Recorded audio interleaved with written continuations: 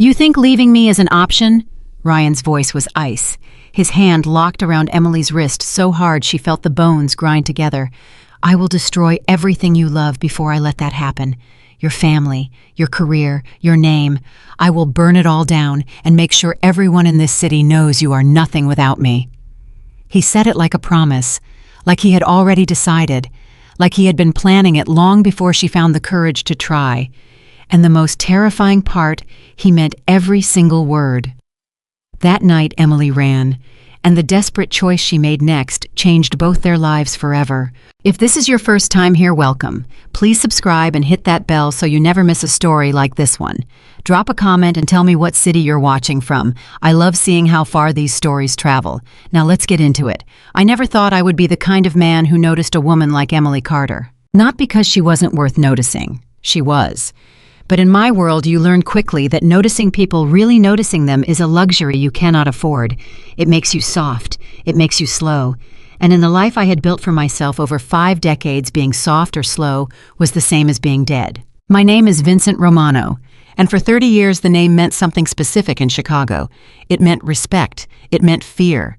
It meant that when you walked into a room, the conversation changed. People straightened their backs. Men who carried guns suddenly forgot where they had put them.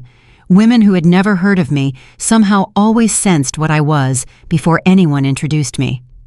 I was 55 years old the night Emily Carter walked into my restaurant, and I was completely unprepared for what she brought with her. My restaurant, Castello, sat on the lower level of a building in River North that most Chicagoans walked past without ever knowing what was inside. The entrance was unmarked. The clientele was invitation only. The food was extraordinary, but nobody came to Castello only for the food. They came because it was mine. They came because being seen there meant something. And they came because whatever business couldn't be conducted in the daylight somehow always found a way to get done over a plate of ossobuco and a glass of Barolo. That Thursday night in March, I was sitting at my private table in the back corner, the table where I always sat with my back to the wall and a clear view of every door, when Marco, my head of security, leaned down and murmured in my ear, "Boss, there's a woman at the entrance. She doesn't have a reservation. She's asking to come in." I didn't look up from the conversation I was having with Sal Ferrone, a man who owed me a very significant amount of money and who was currently trying to explain why I should give him more time. "Send her away," I said. "She looks frightened," Marco said. That made me pause. I had seen a lot of frightened people in my life. Most of them deserved to be frightened, but Marco had been with me for 18 years, and he was not a man who used words carelessly. If he said the word frightened, he meant something specific by it. I looked up. "Let her in. Keep an eye on the door." Sal Ferrone exhaled with relief, believing wrongly that the distraction had bought him a reprieve. "We're not done," I told him quietly. "Sit still." The restaurant was full that night. Every table occupied every conversation murmuring beneath the low light and the quiet piano in the corner. My staff moved like they always moved, with precision, with silence, with the particular grace that comes from knowing exactly what is expected of them at all times. I watched the entrance, and then she walked in. She was young, late 20s, I would later learn exactly 28. She was wearing a dark coat that was soaked through from the rain outside, her dark hair plastered to the sides of her face, her eyes, even from across the room, wide and scanning every corner with the particular alertness of someone who was being hunted. Not afraid of the room, afraid of what was behind her. I recognized that look. I had seen it on men before, but rarely on a woman, and never quite like this. She stood just inside the door for a moment, steadying herself, her chin lifted slightly, her jaw set.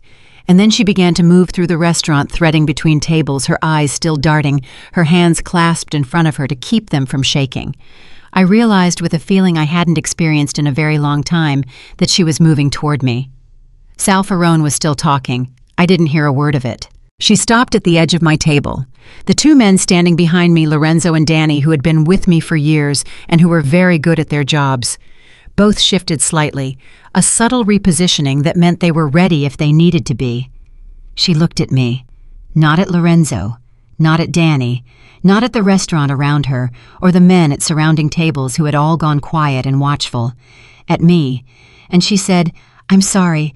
I'm so sorry to interrupt you, but I need help, please." Her voice was steady. That surprised me more than anything else she had done so far. A woman in this much fear in a room full of strangers who were looking at her like she had walked into the wrong place at the wrong time, and her voice was steady. Sal Ferrone had finally stopped talking. He was staring at her with an expression that mixed curiosity and contempt in equal parts. Several of the men at nearby tables had turned to watch. The piano had at some point also stopped. The entire restaurant was listening. I looked at her for a long moment. "Sit down," I said. Lorenzo immediately appeared with a chair. She sat her back straight, her hands still folded, her eyes still carrying that careful, controlled fear that I could now see she was working very hard to contain. "What is your name?" I asked. "Emily. Emily Carter."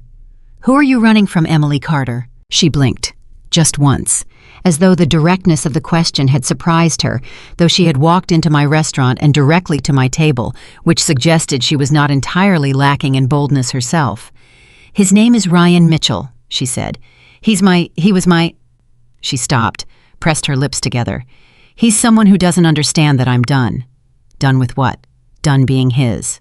I watched her face when she said it, the way her chin lifted just slightly, the tiny flame of something fierce and real behind the controlled fear in her eyes. Sal Ferrone leaned back in his chair and said dryly, "Vincent, this is a private dinner. Perhaps the young lady..." "Sal." I didn't raise my voice. I never needed to. "You were leaving." He looked at me. Then he stood, buttoned his jacket, and left without another word. I turned back to Emily. "Tell me what happened." She did. Not all of it, not that night. But enough. She told me about 5 years, about a man who used money like a leash and words like a weapon, about the friends she had slowly stopped seeing because Ryan always had a reason why they were bad influences or too loud or too much trouble, about the family she had drifted from because Ryan had a gift for manufacturing conflict and letting her take the blame for it. About the morning 3 weeks ago, when she had woken up and looked at herself in the mirror and understood with a clarity so sharp it felt like something breaking open, that if she stayed another year, she would not recognize herself at all. And about the night she left. "He found out I was leaving before I even made it to the door," she said. "I don't know how. Maybe he'd been watching my phone. Maybe someone told him. He came home early and..." She paused. "He made it very clear what he would do if I walked out." "And yet you walked out." "I had to." "Where did you go?" "Nowhere. Everywhere. I just ran." She looked down at her hands. "I've been walking for 2 hours. I didn't know where to go.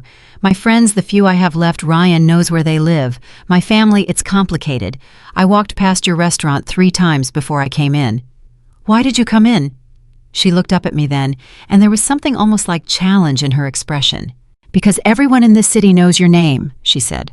"And because Ryan Mitchell is very afraid of very few people. But from what I've heard..." She paused. "He's afraid of you." The room around us had gradually returned to its own quiet conversations. The piano had resumed. The staff had gone back to moving with their particular practiced grace. But I was aware that the men closest to me were still listening. They were always listening. "You walked into a stranger's restaurant," I said, "in the middle of a storm to ask a man you have never met for protection." "Yes." "That was either very brave or very foolish." "It might be both," she said. And for just a moment, the corner of her mouth moved not quite a smile, but the ghost of one something exhausted and real and unexpectedly genuine. And then the door opened. I did not need Marco to signal me. I saw it in Emily's face first. The color left her skin in the span of a single second. Her hands went flat on the table. Her eyes went to the door, and everything she had been holding together, all that careful, controlled composure, flickered just for a moment like a candle in a wind. I turned. Ryan Mitchell was not what I had expected, though I wasn't sure exactly what I had expected. He was perhaps 35, well-dressed, in the way that men with new money always manage to be just slightly too perfect, too deliberate, like someone who had studied what wealth was supposed to look like and replicated it with great precision. He was tall, broad-shouldered, handsome, in a generic and forgettable way. He was scanning the room, and then he found her. The change in his expression when he saw Emily sitting at my table was something I catalogued carefully the way I had learned to catalog things that mattered. There was the anger, immediate, hot, barely contained. There was the calculation, quick and cold, running just beneath the anger. And there was something else, something I had seen before in men like him: ownership. He looked at her the way you look at something you believe belongs to you. He started walking toward us. Emily's hand moved toward mine on the table, not quite touching, hovering, and she said, her voice barely a breath, "Please." I understood in that moment that she had a choice to make, and she was making it in real time with whatever was left of the courage that had carried her this far through a rainstorm and through the doors of the most intimidating room in Chicago. What happened next was not something I had planned. She stood up. She turned to face me fully, and she took one step forward, and she placed both hands on the lapels of my jacket. And then she kissed me. Not a long kiss, not a dramatic kiss, but a real one, deliberate and certain in front of every person in that room. The piano stopped again. Every conversation stopped. Ryan Mitchell stopped. When Emily pulled back, her eyes were open and looking directly into mine, and she said in a voice just loud enough for him, for everyone to hear, "I'm sorry, I should have told him sooner. I just wasn't ready." Playing along was not something I did for strangers. But I kept my eyes on hers, and I understood what she was building, and I understood what it cost her to build it. And something in me, something I had believed for a very long time was entirely dormant, responded to that. I placed one hand gently at the back of her chair, a gesture that meant nothing and everything simultaneously, and I looked across the room at Ryan Mitchell. "You're in my restaurant," I said. The room was so quiet I didn't need to raise my voice at all. "You weren't invited." Ryan's jaw tightened. His eyes moved from Emily to me, making the calculations I could see him making. Ryan Mitchell knew who I was. I could tell by the way the confidence in his posture shifted, not disappeared. Men like him never let it disappear entirely. It would feel too much like defeat, but adjusted. "I'm just here to get what belongs to me," he said. "There is nothing here that belongs to you," I said. He looked at Emily. "Don't," she said. Her voice. It was quiet, but it was absolute. And I felt something shift in the room when she said it, the way a room shifts when something real happens in it, when someone finds a piece of themselves they had thought was lost. Ryan's eyes came back to mine, and the calculation in them was sharper now, running through options, testing angles. "She's been lying to you," he said almost conversationally. "Whatever she told you about why she's here, she's been lying. Emily has a pattern of—" "Stop," I said. He stopped. "I'm not interested in your version of her," I said. "And you're in my restaurant, which means you're in my house. In my house, I decide who stays and who leaves. Do you understand?" The silence held. Ryan looked at Emily one more time, and the look was meant to be a warning. I understood that it was a look that said, "This isn't over," that said, "I will find you," that said, "You cannot actually escape me." He had probably given her that look 1,000 times over 5 years and watched it work. Emily held his gaze. Her hands were not shaking anymore. After a moment, Ryan smoothed the front of his jacket, offered the room a smile that was entirely unconvincing, and walked out. The door closed. The piano began again, and every conversation in the room slowly, carefully resumed. I looked at Emily. She was still standing. Her face had gone from the white of shock to something warmer, something I would have called relief, except that relief seemed too simple for what I saw there. Her hands, I noticed, were finally still. "Sit down," I said again, "before your legs give out." She sat. She let out a breath that was long and slightly uneven, and then quietly she said, "Thank you." "Don't thank me yet," I said. "He'll be back." "I know. Men like that always come back." "I know that too." She looked at me directly. "Are you going to tell me to leave now, or are you going to tell me that I owe you something for that?" I studied her. In 30 years, I had sat across from politicians and criminals and men who believed they were untouchable. I had learned to read people the way some men read maps, not perfectly, not always, but well enough to know where the dangerous ground was and where the solid footing was. I had learned to identify the ones who were running from something and the ones who were running towards something, and I had learned that the difference between them mattered enormously. Emily Carter was not just running from Ryan Mitchell. She was, I understood in that moment, running towards something she didn't have a name for yet. "I'm going to finish my dinner," I said, "and you're going to tell me all of it from the beginning, and then we're going to figure out what comes next. Is that agreeable?" She blinked. You're not afraid I'm using you, or that I'm some kind of, I don't know, plant or something, someone Ryan sent to manipulate you, are you?" "No." "Then no," I said. "I'm not afraid of that." She looked at me for a long moment with an expression that was very difficult to read, and then she said quietly, "Why are you helping me?" I thought about that. In truth, the full answer would have taken longer than one dinner to explain. It had to do with my own history, with things I had seen and done and failed to do in 30 years of living in the margins of the world that most people preferred not to look at directly. It had to do with a particular kind of woman I had known once a long time ago who had deserved better than the world gave her and who had not gotten it. It had to do with the look in Emily's eyes when she said the words, "I'm done being his," and the particular quality of the flame behind the fear. But those were not answers for a first dinner with a frightened stranger. So instead I said, "Because you walked in here with nothing but nerve and a desperate plan, and that is a combination that has always interested me." She almost smiled again. That same exhausted, real, unexpectedly genuine ghost of something. "I also said you were mine," I added, watching her face, "in front of a room full of people." "You did. That creates a certain obligation. I didn't ask you to say that." "You kissed me in public and asked me to pretend you were someone I knew," I said. "That created a situation. I responded to the situation. And now," I reached for my wine glass. "Now," I said, "you're going to eat something because you look like you haven't eaten since this morning. And you're going to tell me everything, and I'm going to listen, and then we are going to work out what happens next." She looked at the empty place across from me where Sal Ferrone had been sitting. "And this isn't you're not going to expect." She stopped, started again. "I'm not going to owe you something I can't repay." "No," I said, "you're not."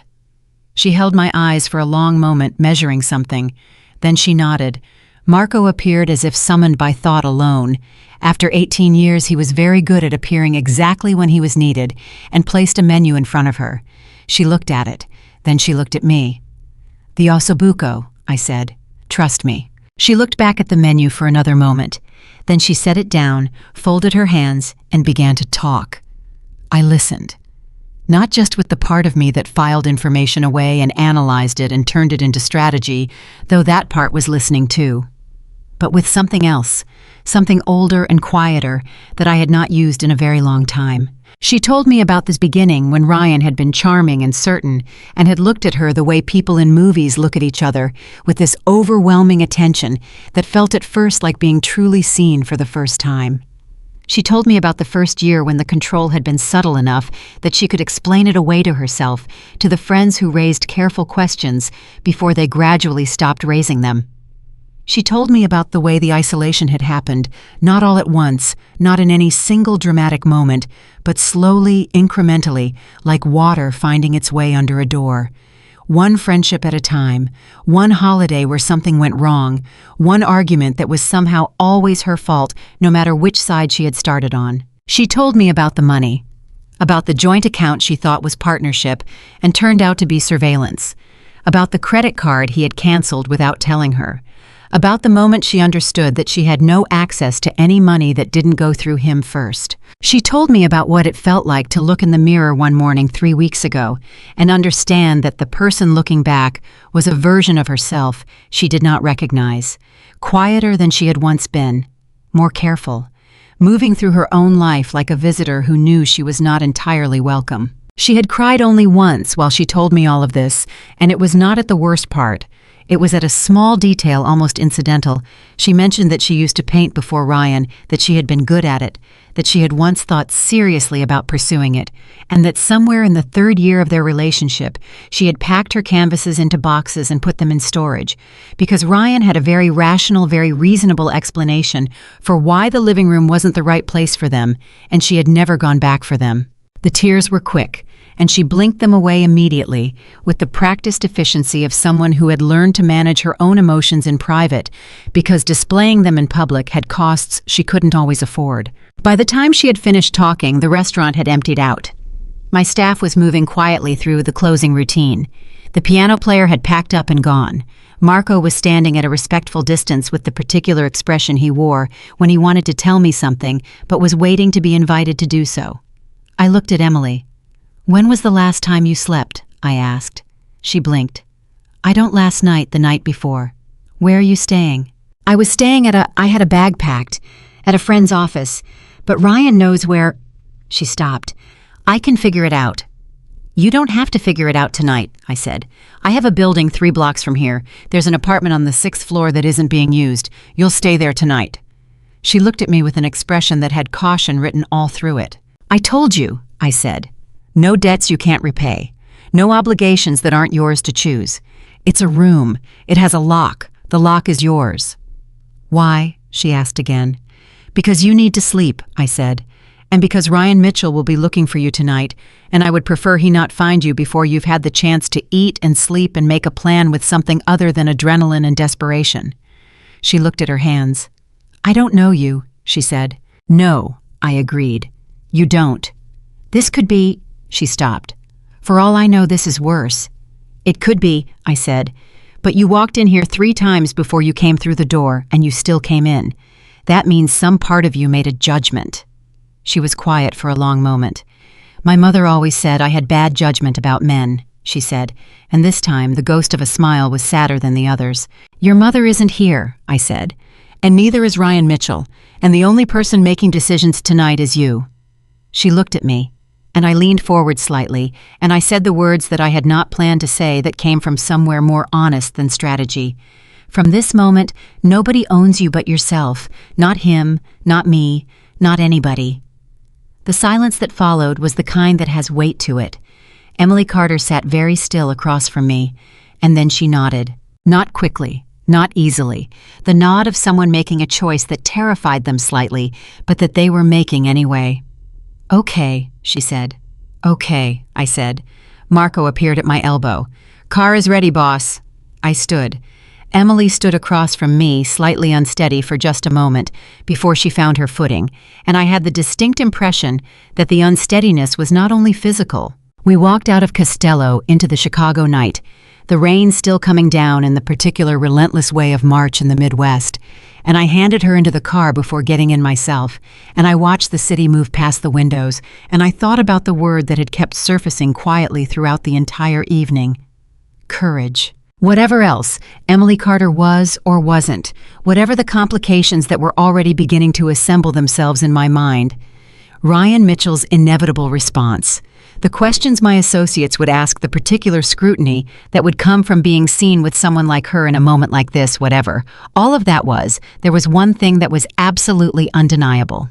The woman sitting across from me in the back seat of my car, watching Chicago pass by with those wide and careful eyes, had more courage than most of the men I had known in 30 years of my particular kind of life. I didn't say that out loud, but I thought it. And in my experience, the things you think very clearly on a first night about a person, the things you notice before you have decided what to think before strategy gets involved, those things are almost always the truest things. The car stopped in front of the building. The driver opened the door. Emily got out. She stood on the sidewalk in the rain, her wet coat and her careful hands and her extraordinary composure, and she looked up at the building, and then she looked back at me. Mr. Romano, she said. Vincent, I said. A pause. Something moved in her expression. Vincent, whatever you want from this, whatever you think this is, I need you to understand something. Tell me.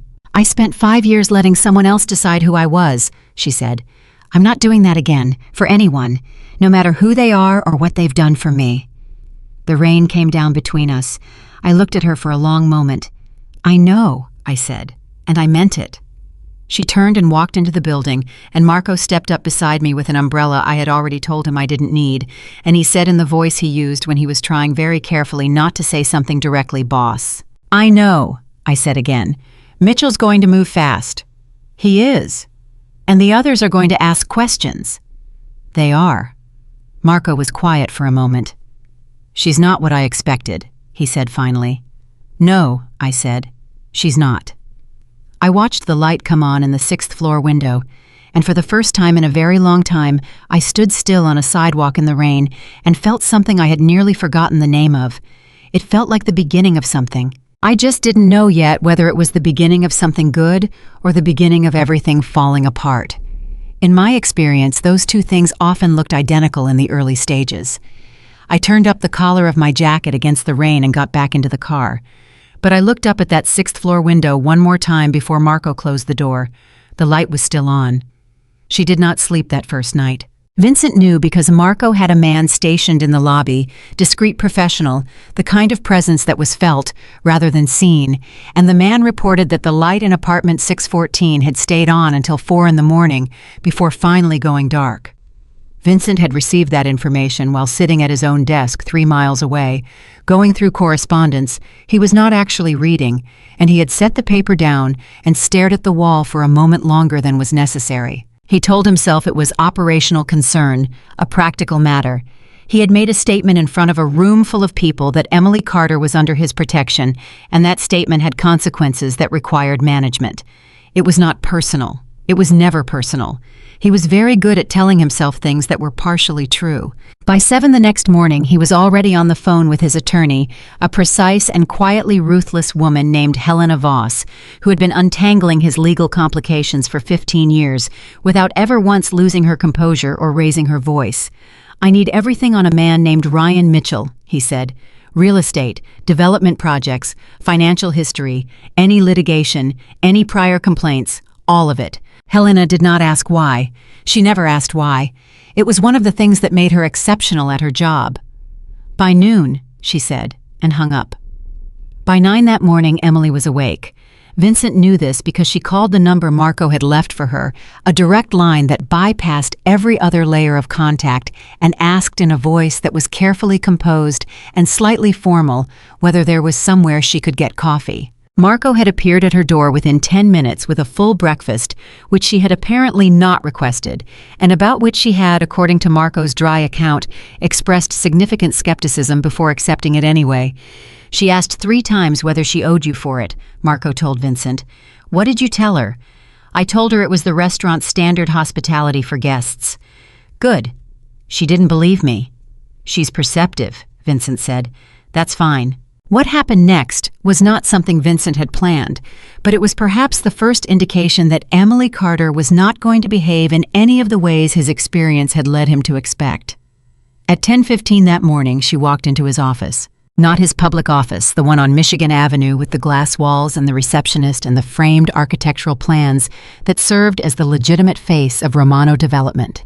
His actual office in a building that was not publicly associated with his name, where Marco had his desk in the outer room, and where in 30 years exactly 11 people had ever entered without an appointment. Emily Carter made 12. She walked in wearing the same dark coat from the night before, which she had apparently dried and pressed. Somehow later, he learned she had asked the building's overnight staff for an iron, a request that had apparently bewildered them entirely, and she sat down across from his desk without being invited and placed both hands flat on her knees and said, "I need to know what last night costs." Vincent looked at her. "I told you." "You told me no debts I can't repay," she said. "I heard you, but that's not what I asked. I asked what last night costs, because nothing in my experience has ever been actually free, and I would rather know the real number now than discover it later when I'm less prepared for it." The office was quiet. Outside, Marco was almost certainly listening, and was almost certainly trying to conceal the fact that he found this situation more interesting than he was professionally supposed to find it. Vincent leaned back in his chair. He studied her face. The composure was real, he had established that the night before, but it was the composure of someone who had learned to wear it as armor rather than the composure of someone who had never needed armor at all. There was a difference, and it mattered. "You're not afraid of me," he said. "I didn't say that," she said. "You walked into my office without an appointment. Your man downstairs told me you were here. Marco let you up." A pause. "He didn't exactly stop me."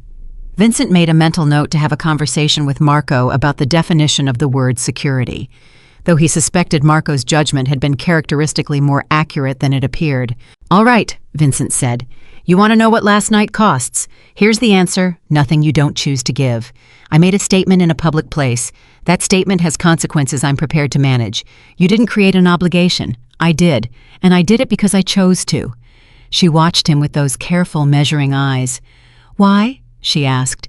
The same question as the night before, but harder this time, less desperate and more deliberate. "Because Ryan Mitchell looked at you the way men look at things they own," Vincent said, "and I find that particular look offensive." Silence. Then, "That's it. That's the beginning of it," he said. "Is that not enough for today?" She held his gaze for a long moment. Then something shifted in her expression, not softening exactly, but a slight adjustment, like a door that had been braced shut from the inside, moving a fraction of an inch. "I need legal help," she said. "I can't go back to the apartment. He has access. Most of the money in our joint account was mine. Originally, I had savings before we met, and he moved it over time into accounts I don't have direct access to. I need someone who can help me figure out how to get it back." "Helena Voss," Vincent said.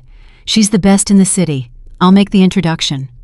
"I can't afford—" "She's already on retainer," Vincent said, "for exactly these situations." Emily blinked. "You have an attorney on retainer for situations like mine.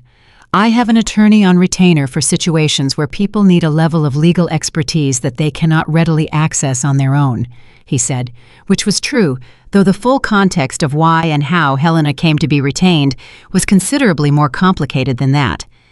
Emily looked at him for another long moment. "You've done this before," she said. "This, whatever this is, helped someone." "I know people who needed help," he said carefully. "Yes."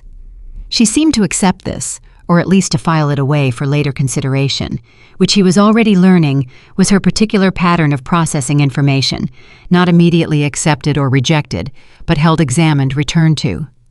"I also need to not be here," she said. "In this building. I need to be productive. I can't just sit in that apartment. I'll lose my mind." "What do you need?" She looked almost surprised that he'd asked it that simply.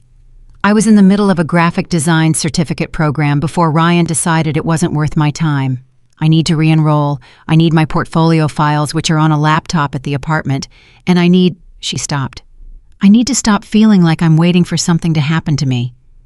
Vincent was quiet for a moment. "I'll have someone get the laptop," he said.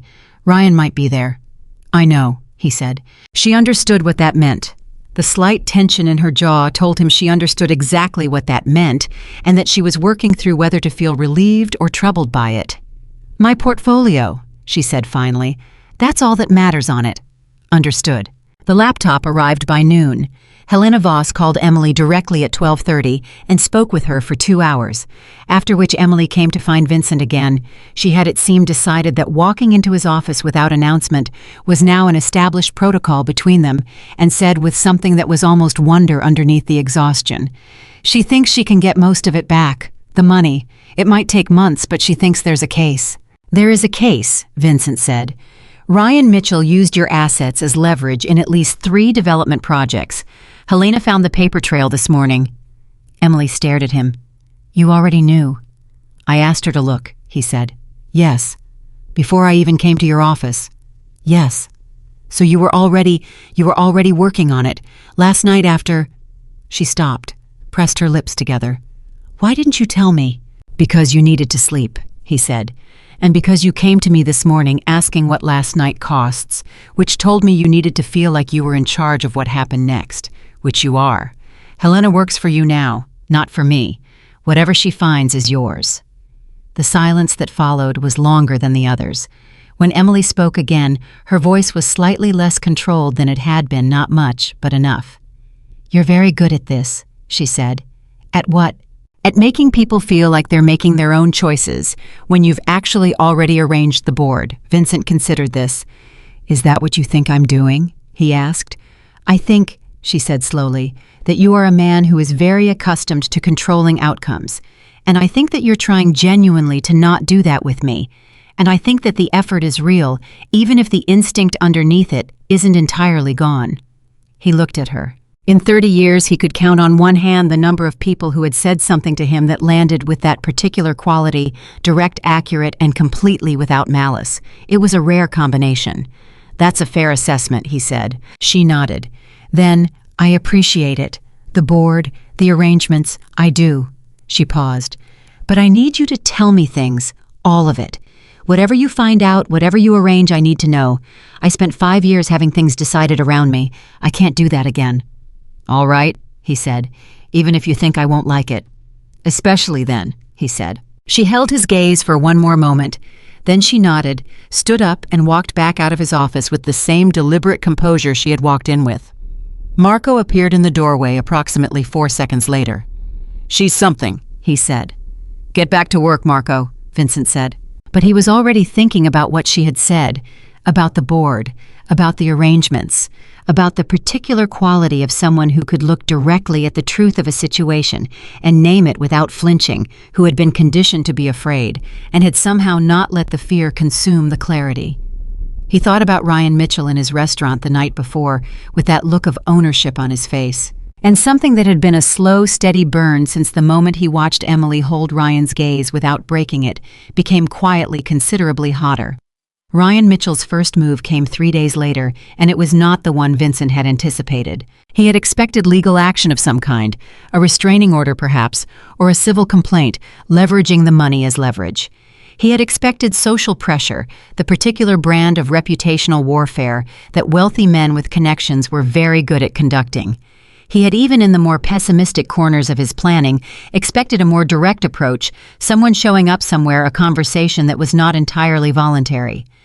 What he had not expected was the story. It ran first in a gossip column, not a major outlet, a minor digital publication that specialized in Chicago society news, the kind of outlet that was useful precisely because it was small enough to be deniable and well-read enough to cause damage. The headline was careful, nothing legally actionable, just the particular architecture of implication that someone who was very good at this kind of thing could construct from selected facts arranged in a particular order.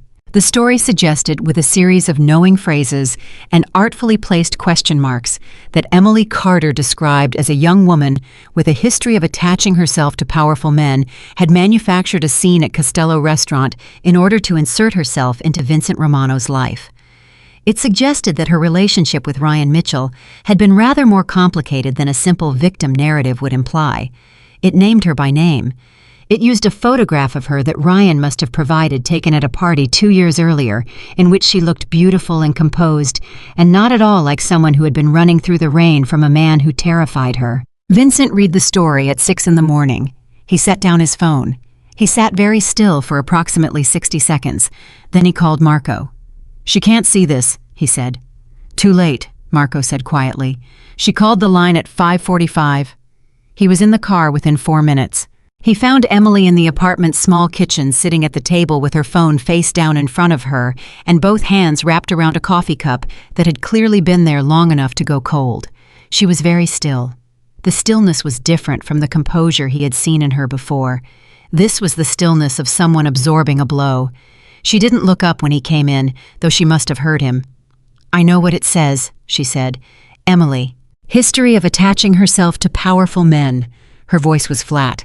"That's the phrase they used. History, like it's a pattern, like I've done this before." She paused. "Like I'm the kind of person who does this."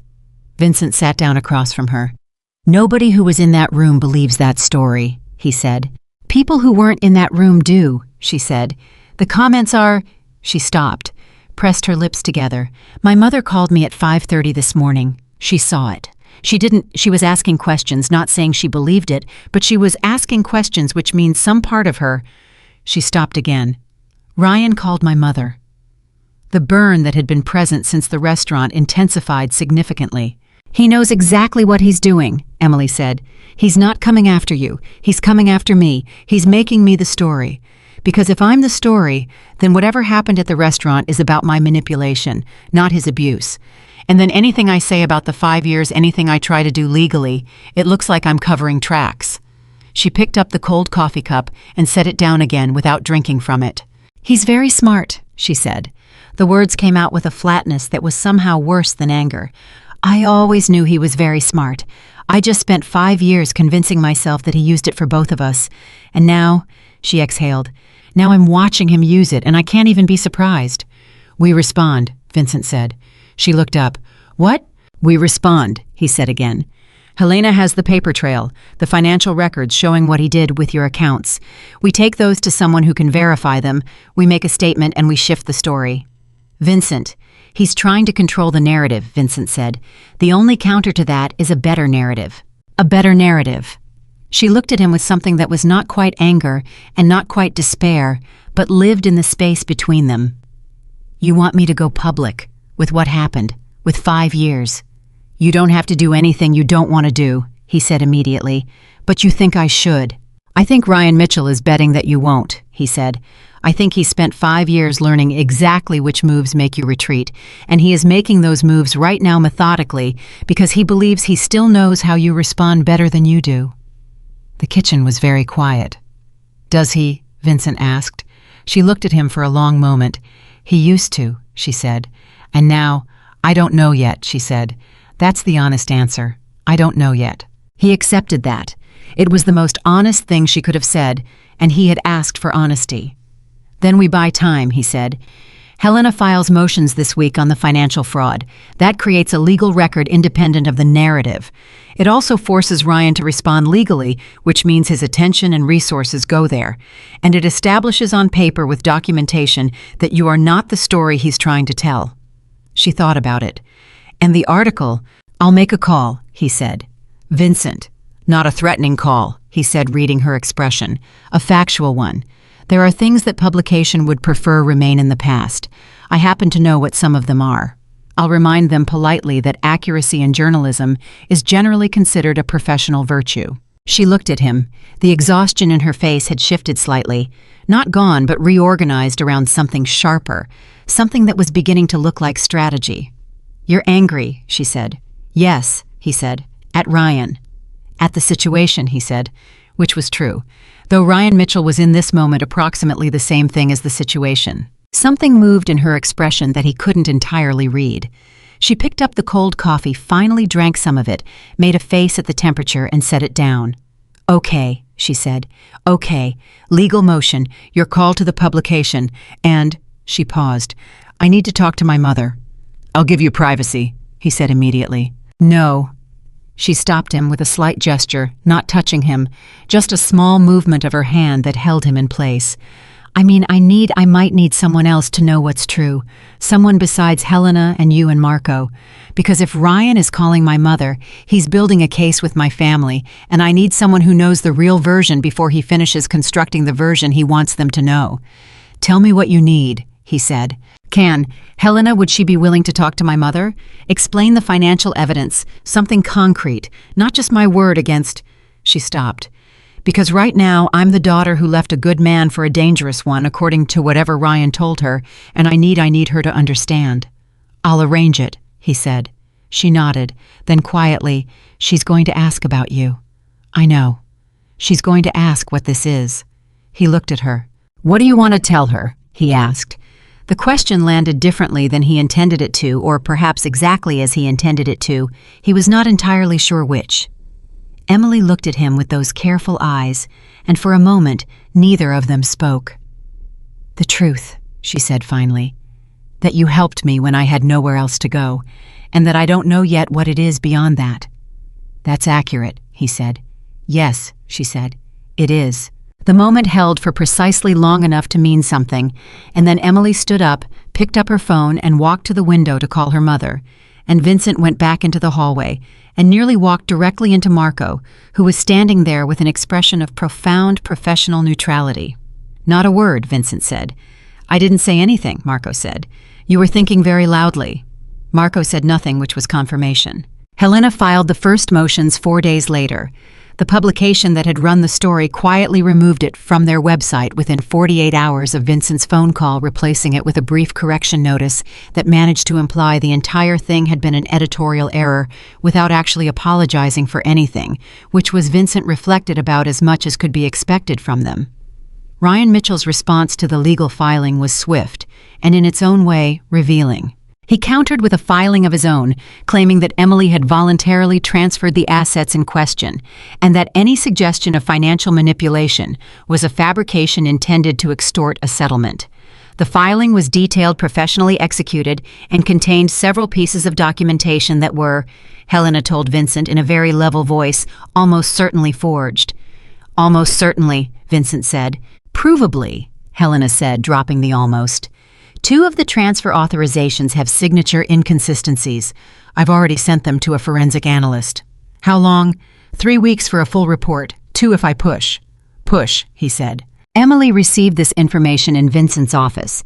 She had entirely without discussion essentially claimed one of the chairs across from his desk as a semi-regular presence in her days, a development that Vincent found he had no interest whatsoever in discouraging, and she sat very still for a moment after Helena finished explaining. Then she said, "He forged my signature." "It appears so," Helena said. "He forged my signature on documents moving my own money, and then he filed those forged documents in court to prove that I gave him the money voluntarily." "Yes." Emily was quiet for another moment. "He's not just trying to win," she said. "He's trying to make sure I can't ever come back from this. He's trying to, if he can get those documents accepted, I don't just lose the money. I look like a liar. I look like someone who manufactured a victim narrative to cover financial fraud. Everything I say about the 5 years becomes..." She stopped. "He planned this," she said. "He planned this before I even left." The room was very still. Vincent looked at her face and saw the moment when something shifted. Not broke, not crumbled. Something different. Something like the last piece of a very painful puzzle, dropping into place the moment when a person stops being surprised by what they are seeing and starts simply understanding it fully and completely without the protective buffer of not quite believing. "He knew you were leaving," Vincent said, "before you did." "Before I was ready to admit it to myself," she said. Her voice was quiet and very controlled. "And he started building this before I was, which means..." She pressed her lips together. 5 years, everything for 5 years, not just cruelty, architecture. She said the word like it tasted of something terrible. Helena, who had been on calls with some of the most composed people in Chicago's legal and financial worlds and was not easily moved, said nothing. Marco, standing near the door, looked at the floor. Vincent said, "He underestimated one thing." Emily looked at him.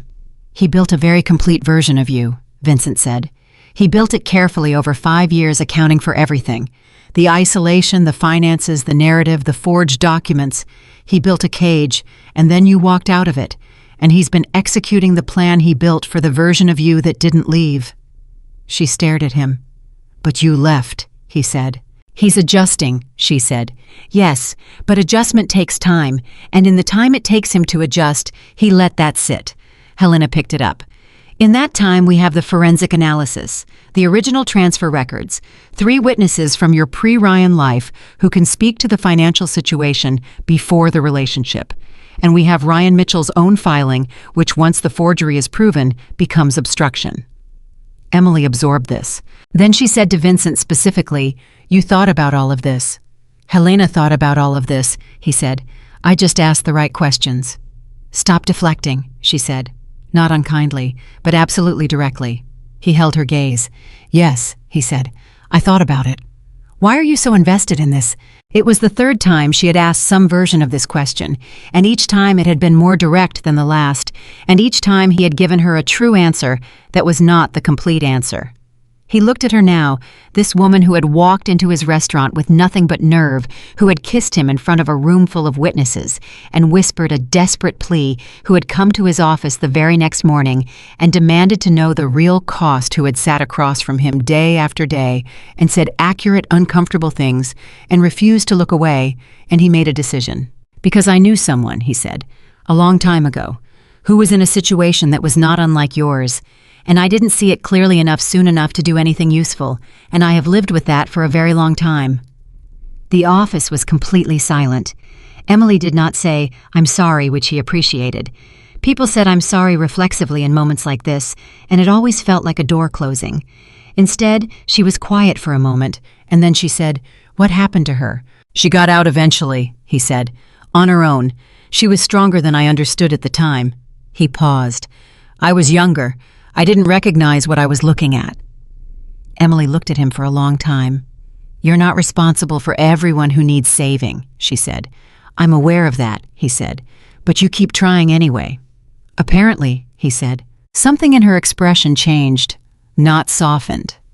Emily Carter did not soften easily, and he had stopped expecting. It had in fact come to find the absence of easy softness deeply interesting in ways he was not entirely examining directly. But something in the quality of how she looked at him changed, became more present, more direct in a different way. "Vincent," she said. "Yes." "I'm not going to let this defeat me," she said. What Ryan is doing. The article, the forgeries, all of it. I need you to know that. Because I know what it looks like right now. I know it looks like I'm barely keeping it together." "You're keeping it together," he said. "I'm barely—" "You walked out of a 5-year controlled environment into a storm with no money and no plan," he said. "And in the 2 weeks since then, you have restarted your certificate program provided." Helena, with complete financial documentation from memory, had a 3-hour conversation with your mother that by all accounts completely changed her understanding of the situation. And you are sitting in my office right now talking legal strategy instead of falling apart. That is not barely keeping it together. That is exceptional. She looked at him. Her chin did that thing it did, lifted slightly the way it had in the restaurant. That tiny involuntary gesture that he had come to understand was what her face did when something hit somewhere real. "You've been watching me," she said. "I've been paying attention," he said. "There's a difference." "Is there?" "I pay attention to a lot of things," he said. "Most of them don't affect me this way." The words landed before he had fully decided to say them, which was unusual for a man who had spent 30 years saying exactly what he chose to say and nothing else. The silence that followed had a different quality than the others. Emily Carter looked at Vincent Romano across his desk in the office, where very few people had ever been invited, and Vincent Romano looked back at her, and something that had been building slowly and steadily since the moment she walked into his restaurant, or perhaps since the moment she kissed him in front of everyone, or perhaps since the moment she stood in the rain outside the building and told him nobody was going to own her again, settled quietly into something undeniable. Neither of them addressed it directly. Helena chose this moment with the exquisite professional timing of someone who had been in rooms with complicated human dynamics for 20 years to say that she needed to make a call and would be in touch by end of day, and excused herself. Marco had apparently found something very interesting to look at in the hallway. Emily looked down at her hands on the desk, then up at him. "The men who work for you," she said. "The younger ones. Marco mentioned—" She paused. "He didn't say it directly, but I could hear it. They think I'm a problem." "Some of them," Vincent said. "They think I'm a liability." "Some of them think that protecting someone in your situation creates exposure," he said. "They're not entirely wrong from a certain strategic standpoint. But you're doing it anyway." "I'm doing it anyway," he said, "even though it costs you something." "Most things worth doing cost something," he said. She was quiet for a moment. Then, "Does it bother you what they think?" "What they think," he said carefully, "is that I am acting emotionally rather than strategically, and they are partially correct, which bothers me somewhat because I have spent 30 years operating the other way. But no." He met her eyes. "It doesn't bother me enough to change anything." She held his gaze. "Okay," she said quietly. "Okay," he said. She stood up, gathered the documents Helena had left, and walked to the door. Then she stopped with her hand on the frame and looked back at him. "Vincent," she said. "Yes. Thank you for what you said about it being exceptional." She paused. "Nobody has said anything like that to me in a very long time." He said nothing because what he wanted to say was something he was not yet ready to say, and he had learned over many years that the things you were not ready to say were best held until the readiness arrived. She nodded once and left. He sat at his desk for a long time after. Marco reappeared in the doorway. "Forensic analyst confirmed a 4-week timeline," he said, "but he thinks he can have preliminary findings in 10 days. "Good." "Also," Marco said in the careful tone he used for information he anticipated would not be well received, "Ryan Mitchell was seen this morning outside the building where Emily's mother lives." The burn became something considerably hotter than a burn. "Marco," Vincent said. "Already on it," Marco said. "2 men with her mother starting tonight. And Emily, she doesn't know yet." Vincent was quiet. "Tell her," he said. "Tonight, all of it. She asked to be told everything." Marco looked at him with that expression of profound neutrality. "She's going to want to do something," Marco said. "Yes," Vincent said. "She is. And you're going to let her." Vincent picked up the correspondence he had not been reading for the past 2 weeks and looked at it without seeing it.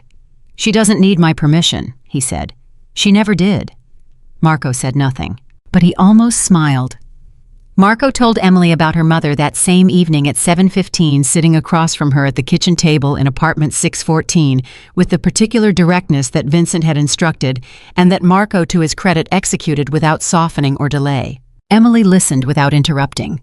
Her face went through several things very quickly, the initial flash of something raw, then the tightening of her jaw, then the controlled exhale that he had come to recognize as her version of bracing herself.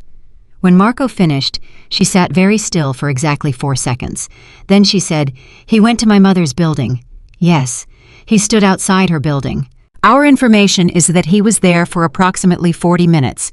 He did not go inside." "He didn't need to go inside," she said. "That's the point. He just needed her to see him, or to know he could." She pushed back from the table and stood. "He's telling her that he knows where she lives, that he can get to her. He's using my mother as a message to me." Marco said nothing because there was nothing useful to say. She was right, and they both knew she was right, and saying so added nothing. "Vincent has men with her," Emily asked. "Starting tonight. She doesn't know who they are.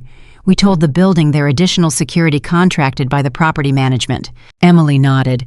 She walked to the counter, turned around, walked back. The movement was not aimless.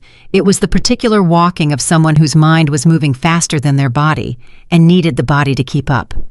"He's escalating," she said. "The article, then the forged documents, and now my mother. He's escalating because the legal filing scared him. Helena scared him." She stopped. "Good." Marco blinked. "Good. If he's escalating, he's reacting. And if he's reacting, he's not controlling the pace anymore." She looked at Marco directly. "I need to talk to Vincent. I know what time it is. I need to talk to him."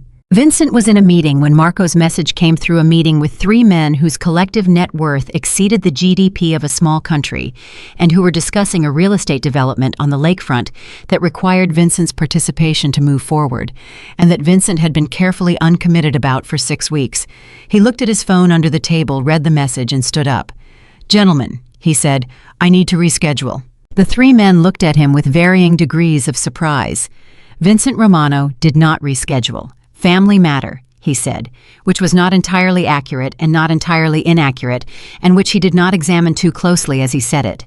He was in the car within 3 minutes, and at the building within 10, and he found Emily standing in the hallway outside apartment 614 rather than inside it, which meant she had been too impatient to wait. She looked at him when he came out of the elevator. "I want to go on record," she said without preamble. He stopped. "What?" "About Ryan. About the 5 years.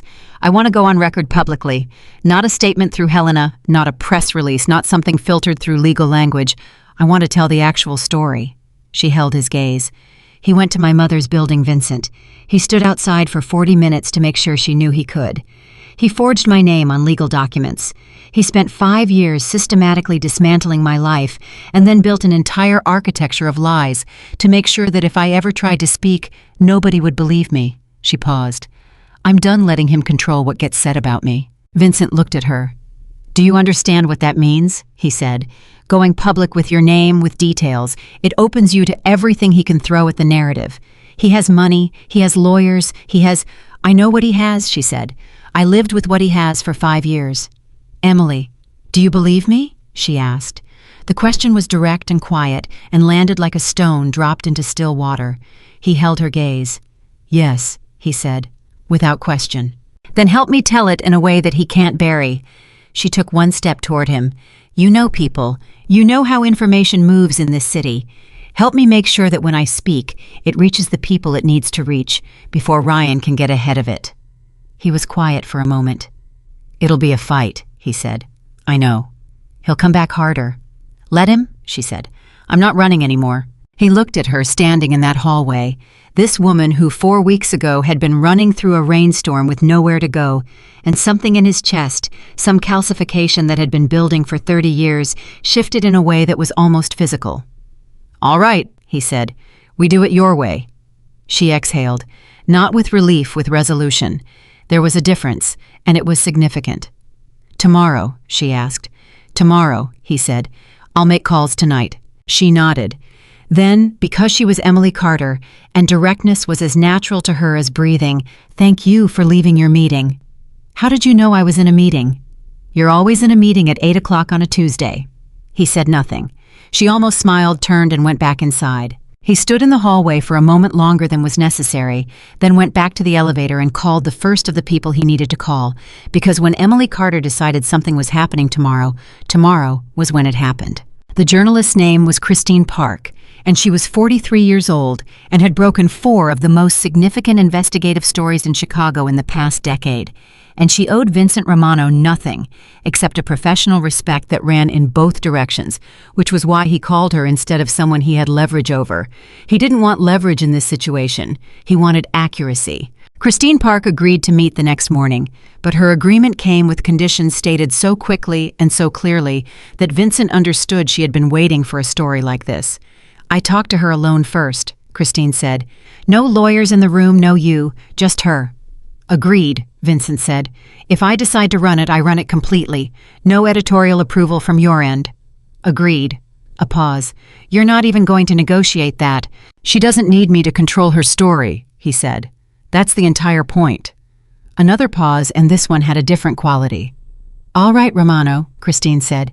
8 o'clock. Emily and Christine Park met for 3 hours the next morning in a coffee shop 4 blocks from the building with no one else present. Vincent sat in his car outside and did not go in. Marco sat beside him and did not comment on the fact that Vincent looked at the coffee shop window every 4 minutes, with the particular expression of a man engaged in a significant exercise of restraint. At 11:15, Emily came out. She got into the car, sat down, and said, "She's running it this weekend, full piece. She's already verified the forensic analyst's preliminary findings through her own source." Vincent turned to look at her. Her eyes were slightly brighter than usual, not from crying, he understood, but from the particular brightness of someone who has done something that cost them something real and found that the cost was worth it. "How do you feel?" he asked. She thought about it honestly, which was what she always did, rather than answering reflexively. "Terrified," she said, "and more alive than I have felt in 5 years." He nodded. "Ryan will know by tonight," Marco said from the front seat. "These things get back." "Good," Emily said before, with the same quality of someone who had stopped being afraid of the reaction and started being strategic about it. Ryan knew by 4 o'clock that afternoon. His response was not what any of them had expected. He called Emily's phone directly, which he had not done in 3 weeks, and when she looked at the screen and saw his name, her face went through something very fast, the old fear sharp and reflexive, and then something that replaced it with such speed it was almost startling. She answered it on speaker with Vincent sitting 3 feet away. "Emily." Ryan's voice was smooth, carefully smooth the way it got when he was managing something. She had learned to recognize that particular smoothness, the way you learn to recognize the smell of smoke. "I heard you talk to a journalist." "I did," she said. Her voice was even. "I think that's a mistake." "You're entitled to think that." A pause. "You know I care about you. Whatever happened between us, I care about what happens to you. And going public with things that you've misremembered or that are going to be taken out of context, it's going to hurt you. I'm trying to protect you." Emily looked at Vincent. He looked back at her and said nothing, because this was her conversation and her choice, and he had understood that from the beginning. "Ryan," she said. "Yes." "I haven't misremembered anything." Her voice was quiet and absolutely certain. "And I don't need your protection. I haven't needed it for a very long time. I just didn't know that yet." "Emily." "Don't call this number again," she said, and ended the call. She set the phone down. Her hands were perfectly still. "He's going to move tonight," Vincent said. Not a question. "I know," she said. "What do you think he does?" "He tries to get ahead of the story before it runs," Vincent said. "He puts out something first. His version, his timing, his framing. He'll try to get a friendly outlet." He stopped, looked at Marco. "The publication that ran the first piece." Marco was already on his phone. 20 seconds later, "They've been contacted. Ryan's PR firm called them an hour ago." Emily closed her eyes briefly, opened them. "How long do we have? If they run tonight or tomorrow morning, Christine's piece on Saturday becomes reactive instead of definitive," Marco said. The calculation was fast, and it was clear, and Emily arrived at it in approximately the same moment that Vincent did, which was one of the many things about her that he had stopped being surprised by. "Christine needs to run earlier," Emily said. "She said the weekend," Marco began. "Call her," Vincent said. Marco called. Christine Park, to her significant credit, listened for 90 seconds and then said, Thursday, 8 a.m., digital first print follows. That was 36 hours away. Ryan's counterpiece ran Wednesday night at 11 p.m. Vincent was still awake when it went live. He had not been sleeping well for the past 3 weeks, a fact he attributed to operational stress and did not examine further, and he read it carefully, the way he read everything, cataloging not just the content, but the structure, the choices, the things it included, and the things it notably did not. It was, he had to admit, sophisticated. It was not a direct attack. It was something more insidious, a lengthy, sorrow-tinged account of Ryan Mitchell's side of the relationship filled with careful expressions of concern for Emily, suggestions of instability framed as worry, and a particular passage near the end that managed to connect her presence in Vincent's life with a general suggestion that she had been vulnerable and easily influenced, and that the people around her now did not have her best interests at heart. It named Vincent. Not with accusations, nothing legally actionable, but with the particular weight of implication, the feared figure, the powerful man, the question hanging in the air of what a woman alone and frightened would be willing to do and what such a man might want from her. Vincent read that section twice, set his phone down, stood at his window for a long time. He called Emily's phone at 11:45 p.m. She answered on the second ring, which told him she was also awake. "You read it," he said. "Yes." A pause. "Are you all right?" The question caught him off guard genuinely. "I'm asking you that." "I know you are. I'm asking you." Her voice was direct and warm in equal parts. "He went after you in that piece, not just me. He connected you to me in a way that he knows is going to create problems with the people around you, your associates, your business."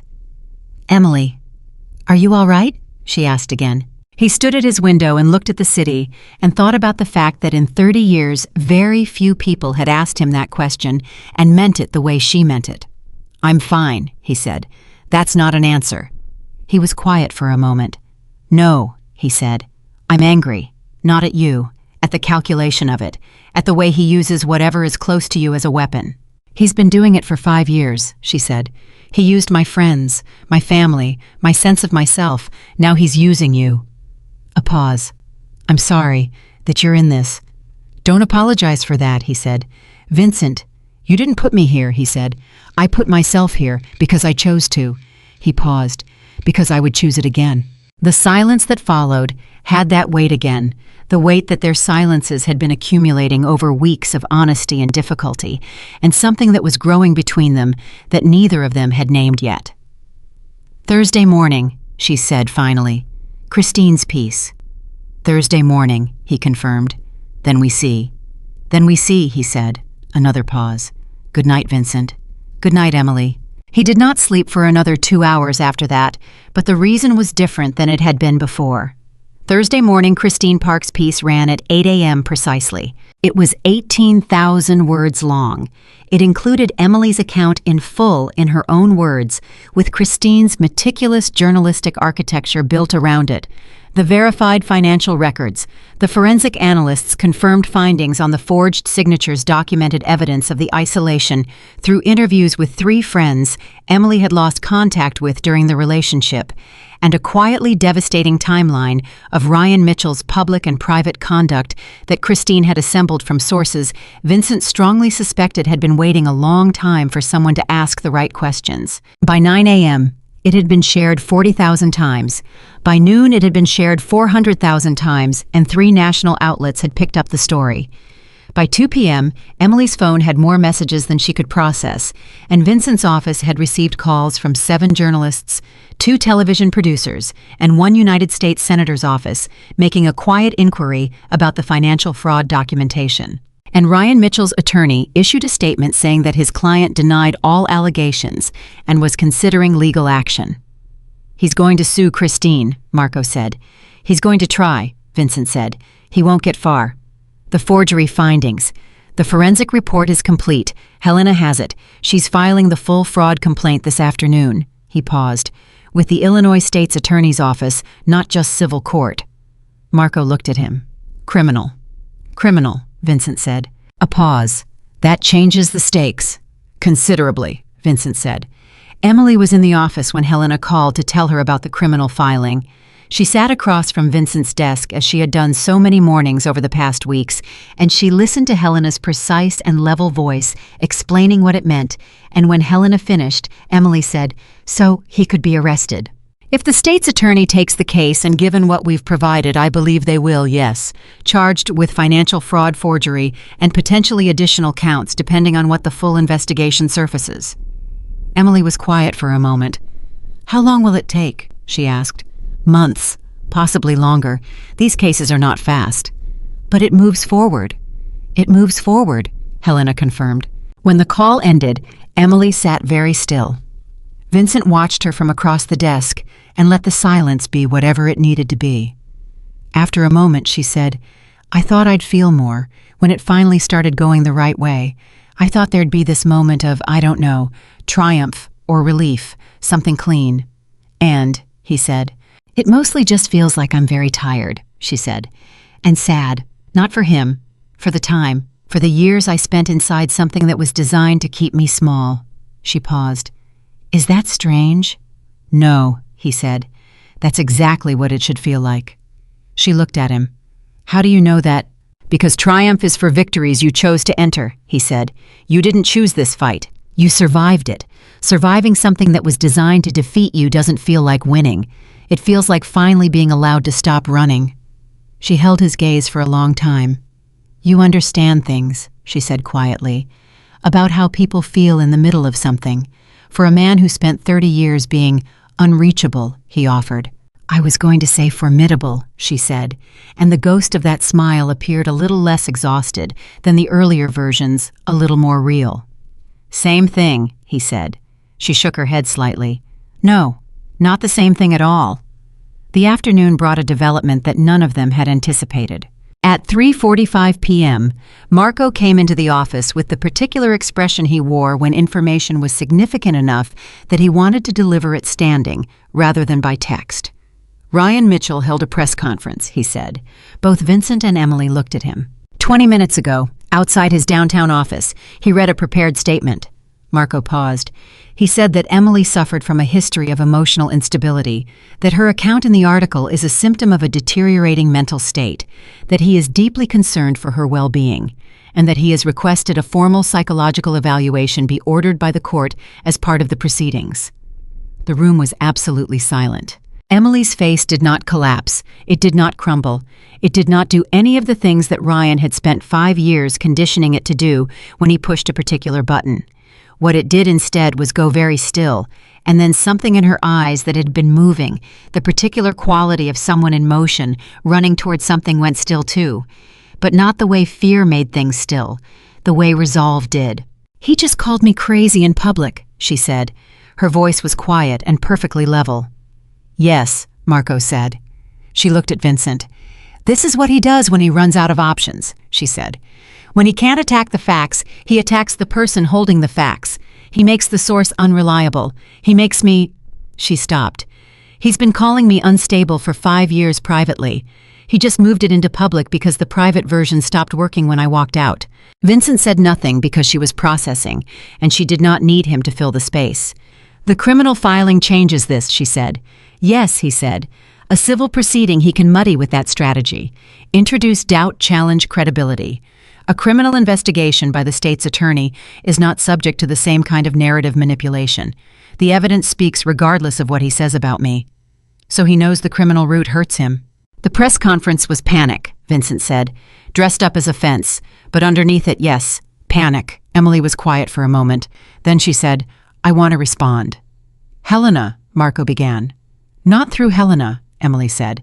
"I've been responding through other people my entire time in this situation, through Vincent, through Helena, through Christine's journalism." She looked at Vincent directly. "I want to respond myself, directly, to the press conference, today." Vincent looked at her. He thought about every strategic reason to advise against it. The optics, the risk, the way that emotional responses to press conferences could be used and weaponized by people who were very good at weaponizing things. He thought about all of that, and then he thought about what he had told her 3 weeks ago. "Nobody owns you but yourself." "What do you want to say?" he asked. She told him. He listened. When she finished, he said, "Say exactly that." Marco stared at both of them. Emily made 2 calls, one to Christine Park, who agreed within 30 seconds to film and distribute the response through her publication's social channels, and one to Helena, who listened and then said in the voice of someone choosing words with great care, "Nothing you're planning to say is legally inadvisable. I would be very specific about the word history, and I would be very calm." "I know how to be calm," Emily said. "I know you do," Helena said. "I've watched you do it under circumstances that would have undone most people. I'm saying it as affirmation, not instruction." A pause. Then quietly, "Go get him, Emily." She filmed the response in Vincent's office, standing with nothing behind her except the plain wall. Christine held the phone. Marco stood near the door. Vincent sat in his chair back and to the side, deliberately out of frame. Emily looked at the camera, and she spoke. She did not raise her voice. She did not perform distress. She was not angry, or if she was, the anger had been processed into something cleaner and more powerful than anger. She said, "Today, Ryan Mitchell told the world that I am emotionally unstable, that my account of our relationship reflects a deteriorating mental state. He did this because the documented evidence of what he did during our 5 years together is now in the hands of the Illinois State's Attorney's Office, and because he has run out of ways to make that evidence disappear." She paused. "He called me unstable privately for 3 years before he said it publicly. He said it every time I expressed an opinion he didn't like, every time I asked a question he couldn't answer, every time I got close to understanding what was actually happening. The word was a tool. It was designed to make me doubt my own perception, and for a long time it worked." Another pause, shorter. "It doesn't work anymore. The forensic documentation of the forged signatures on my financial accounts is real. The evidence of the systematic isolation is real. The 5 years are real. None of those things change because Ryan Mitchell holds a press conference and uses the same word he used behind closed doors to keep me quiet. He simply moved the door." She looked directly into the camera. "I am not unstable. I am the most clear-headed I have been in 5 years, and I would like to thank Ryan Mitchell for the press conference because it is the most honest thing he has done in our entire acquaintance. He has shown publicly exactly how he operates, exactly what he does when he cannot control the truth. And I hope that everyone watching, everyone who has ever been told by someone that their perception of their own life is the problem, I hope they see this for what it is." She stopped. "My name is Emily Carter. I am telling the truth, and I am not going anywhere." Christine stopped filming. The room was very quiet. Marco, who had seen a great deal in 18 years and was not easily moved, looked at the floor with the expression of a man recalibrating something. Christine said quietly, "Emily, that's going to matter to a lot of people." Emily nodded. She was slightly pale, and her hands, when she lowered them from where they had been clasped in front of her, were not entirely steady. But her eyes were clear. She looked at Vincent. He said nothing for a moment, because what he felt in that moment was something that he did not entirely have words for, yet something that was part pride and part recognition, and part something older and simpler than either of those things. "You know what you just did?" he said. "I said what was true," she said. "You said what was true in front of everyone," he said. "There's a difference." She held his gaze, and he saw it, the thing behind the composure, the composure had been protecting and was now, perhaps for the first time in a long time, not needing to protect quite so hard, something that was not yet healed, but was beginning actively and consciously to heal. Christine posted the video at 5:45 p.m. By 7, it had been viewed 2 million times. By 9, 3 other women had posted their own videos using the same closing phrase, "My name is, I am telling the truth, I am not going anywhere." By 10 p.m., Ryan Mitchell's attorney issued a second statement, saying his client had no further comment at this time. It was Vincent reflected the first true silence Ryan Mitchell had maintained since Emily walked out. Marco brought this information to Vincent at 10:15, along with a list of 17 missed calls from business associates and 3 from men who occupied positions in the city's power structure that Vincent had always navigated carefully. He looked at the list. "They're going to want to know where I stand," he said. "Some of them are already asking," Marco said. 3 are concerned about the criminal investigation creating proximity issues. 2 want to know if your involvement here is going to become a longer-term matter. "And the others?" Marco hesitated for just a fraction of a second. "The others are calling to say they saw the video." Vincent looked at him. "They saw Emily's video," Marco said, "and they called to say, He paused. Support is the word a couple of them used, which is not a word I have heard from most of these men in a professional context before. Vincent was quiet. She moved people, Marco said. It was not a question. Yes, Vincent said. She did.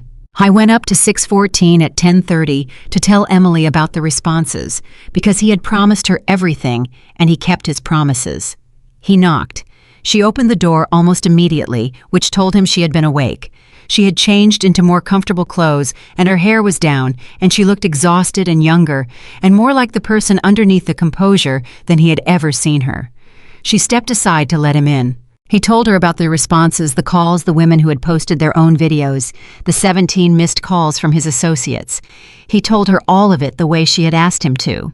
She listened, standing in the middle of the room with her arms crossed over her chest. Not defensively, the way you hold yourself when you are holding something together. When he finished, she said, "The women who posted their own videos." "Yes, that's," she stopped. "That's what I needed it to do," she said quietly. "That was the point. Not Ryan, not even the legal case, not really. That." She looked at him. "If what I said reached even one person who needed to hear it." "More than one," he said. She nodded. Her eyes were bright again, and this time he understood it more completely. "Emily," he said. "Yes." I was standing 5 feet from her in the middle of an apartment that was not hers, and had been home for less than a month, and should by any measure have felt temporary and inadequate. And he looked at her, this woman who had walked into his restaurant with nothing, who had demanded honesty and given it in return, who had rebuilt herself in real time while under siege from a man who had designed the siege specifically to make rebuilding impossible, who had stood in front of a camera today and said the truest possible things in the quietest possible voice and moved the city because of it. "You should know something," he said. She looked at him. "The thing I told you when you first came in, that nobody owns you but yourself." He paused. "I said it because it was true and because you needed to hear it, but it's become—" He stopped, looked for the right word with unusual care. "More true. For me. In this context. In these weeks." Her expression shifted. "What does that mean?" she asked, quietly. "It means," he said, "that I have spent 30 years deciding who and what I protect based entirely on strategy, on whether the protection served the larger structure, on whether the cost was manageable." He met her eyes. "And somewhere in the past 4 weeks, I stopped making that calculation where you are concerned, not because the cost disappeared. The cost is real and it is ongoing and it is going to continue, but because the calculation stopped mattering in the way it used to." Silence. "That is," he paused, "unusual for me." Emily looked at him for a long moment. "Unusual," she said. "Significantly," he said. The ghost of a smile appeared, but this one was different from all the others. Less exhausted, less careful, more real than any of the previous versions. "Vincent," she said. "Yes." "I think you should go," she said. "Tonight. Because I am extremely tired and I have had an enormous day, and if you keep saying things like that, I'm going to say something back that we both might prefer to have when I have slept and when the adrenaline is not making all my decisions." He looked at her. "That's very sensible," he said. "I know," she said. "I'm occasionally sensible." He walked to the door, stopped with his hand on the frame, the same spot she had stood 2 weeks ago, the same pause. "Emily," he said. "Yes. You were right earlier. What you said about what it feels like when things start going right. The tiredness, the sadness underneath it." He turned slightly. "That passes, in my experience. It takes time, but it passes." She looked at him from across the room. "And what comes after?" she asked. He thought about it. "Something you choose," he said. "For the first time. Something that belongs entirely to you." He went back to the elevator, and he stood in it on the way down with his eyes closed for approximately 30 seconds, which was 29 seconds longer than usual, and felt among a collection of other things that were somewhat difficult to categorize, something that he had not expected to feel again at 55 years old. Something that felt quietly but unmistakably like hope. The video had 11 million views by Friday morning. Vincent saw the number at 6 a.m. when Marco sent it through with no commentary, which was Marco's way of saying that commentary was unnecessary. Vincent sat with his coffee and looked at the number for a long time. 11 million in less than 48 hours. He had spent 30 years building influence in a city of 3 million people, carefully, strategically, through the kind of patient accumulation that required constant vigilance and cost enormously at every stage. Emily Carter had stood in front of a phone camera for 4 minutes and reached 11 million people by telling the truth. He thought about what that meant. Not just for the legal case, not just for Ryan Mitchell's increasingly precarious position, but for the larger thing, for what it said about what people were hungry for, what they recognized when they finally saw it. Truth spoken plainly by someone who had every reason to be afraid and was speaking anyway. I was still thinking about it when his phone rang at 6:18. Not Marco, not Helena. A number he recognized as belonging to a man named Gerald Forsyth, who was 61 years old, who sat on the board of 3 major Chicago institutions, and who had known Vincent for 22 years in the particular way that 2 men who operated in adjacent but distinct power structures knew each other with mutual wariness, occasional usefulness, and the kind of respect that required no warmth. "Vincent," Forsyth said. "Gerald. I watched the video." A pause. "Most of Chicago watched the video." "Yes." Another pause. "I wanted you to know," Forsyth said, and his voice had something in it that Vincent had never heard from him before, something careful and slightly uncomfortable, the voice of a man saying something he was not entirely accustomed to saying. "My daughter was in a situation 6 years ago. Similar. Not identical, but similar enough. She didn't speak about it publicly. She's still working through it." He stopped. What Ms. Carter said, about hearing the word and eventually stopping believing it. "My daughter called me last night. First time in 2 months she'd called." Another stop. "I just wanted you to know." Vincent was quiet for a moment. "I'll tell her," he said. "No need for it, doesn't require." Forsyth cleared his throat. "Just, you know." "I know," Vincent said. "Thank you, Gerald." He told Emily at 9 a.m. when she appeared in his office. The morning routine had fully established itself by now. She arrived between 8:45 and 9:15. She took the chair across from his desk, and whatever the day required got discussed with the kind of directness that Vincent had come to understand was simply how Emily Carter operated, and that he had, without noticing precisely when it happened, come to organize his own mornings around. She listened to the story about Forsyth's daughter with her hands folded in her lap and her face doing that particular thing it did when something reached the place underneath the composure. Not crying, just receiving it, letting it land at full weight rather than managing it at a distance. "He called you to tell you that," she said. "Yes." Gerald Forsyth called Vincent Romano at 6 in the morning to tell him his daughter called for the first time in 2 months. "Yes." She was quiet. "That's why," she said softly, not to him specifically, to herself or to the air or to the version of herself that had stood in front of a camera 24 hours ago, terrified and resolute in equal parts. "That's exactly why." He watched her sit with it, did not rush her, did not fill the space. After a moment, she looked up. "What's today's agenda?" And just like that, the moment folded into the next thing, which was another quality of hers. He had come to recognize the ability to receive something fully and then put it exactly where it belonged and move forward. Not suppression, integration. There was an important difference. Helena called at 10 with updates on the state's attorney's office. They had reviewed the forensic report and the financial documentation and had opened a formal investigation. Ryan Mitchell had been formally notified. His attorney had requested and been granted a 2-week period before any required appearances, which was standard and expected and meant practically that the next 2 weeks would be the most dangerous. Dangerous how? Emily asked. She was on the call with Helena through Vincent's desk speaker, a configuration that had become standard over the past weeks. In financial fraud cases of this scope, Helena said, the period between formal notification and first required appearance is historically when subjects attempt to move assets, alter documentation, or in some cases exert pressure on witnesses or plaintiffs. "You mean he might come after me?" Emily said. "Or the people close to you," Helena said carefully, "or the evidentiary chain. We have safeguards in place for the documents. For the people, I'd defer to Vincent on that." Emily looked at Vincent. "Already handled," he said. She held his gaze for a moment. "My mother is still covered." "She is." "Christine Park." A pause. "As of this morning, yes." Emily's eyes sharpened. "You added coverage for Christine." Christine ran a story that significantly damaged Ryan Mitchell's position, Vincent said. That creates exposure. When did you add it? Yesterday afternoon. Before or after the video went up? Before, he said, when I heard what you were planning. She looked at him with an expression that had several layers to it. Gratitude was in there, and something more complicated, the particular look of someone who was paying attention to the way they were being treated and finding it both welcome and disorienting because it was so fundamentally different from what they had been conditioned to expect. You protect people, she said. When it's within my capacity, he said. Yes. Not just me. No, he said. Not just you. She nodded slowly. Is that what you've always done, underneath everything else?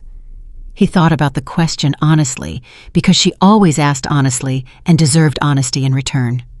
I used to think it was a different thing, he said. I used to call it control, management, ensuring outcomes. But somewhere in the last 30 years, I think yes, it was always protection.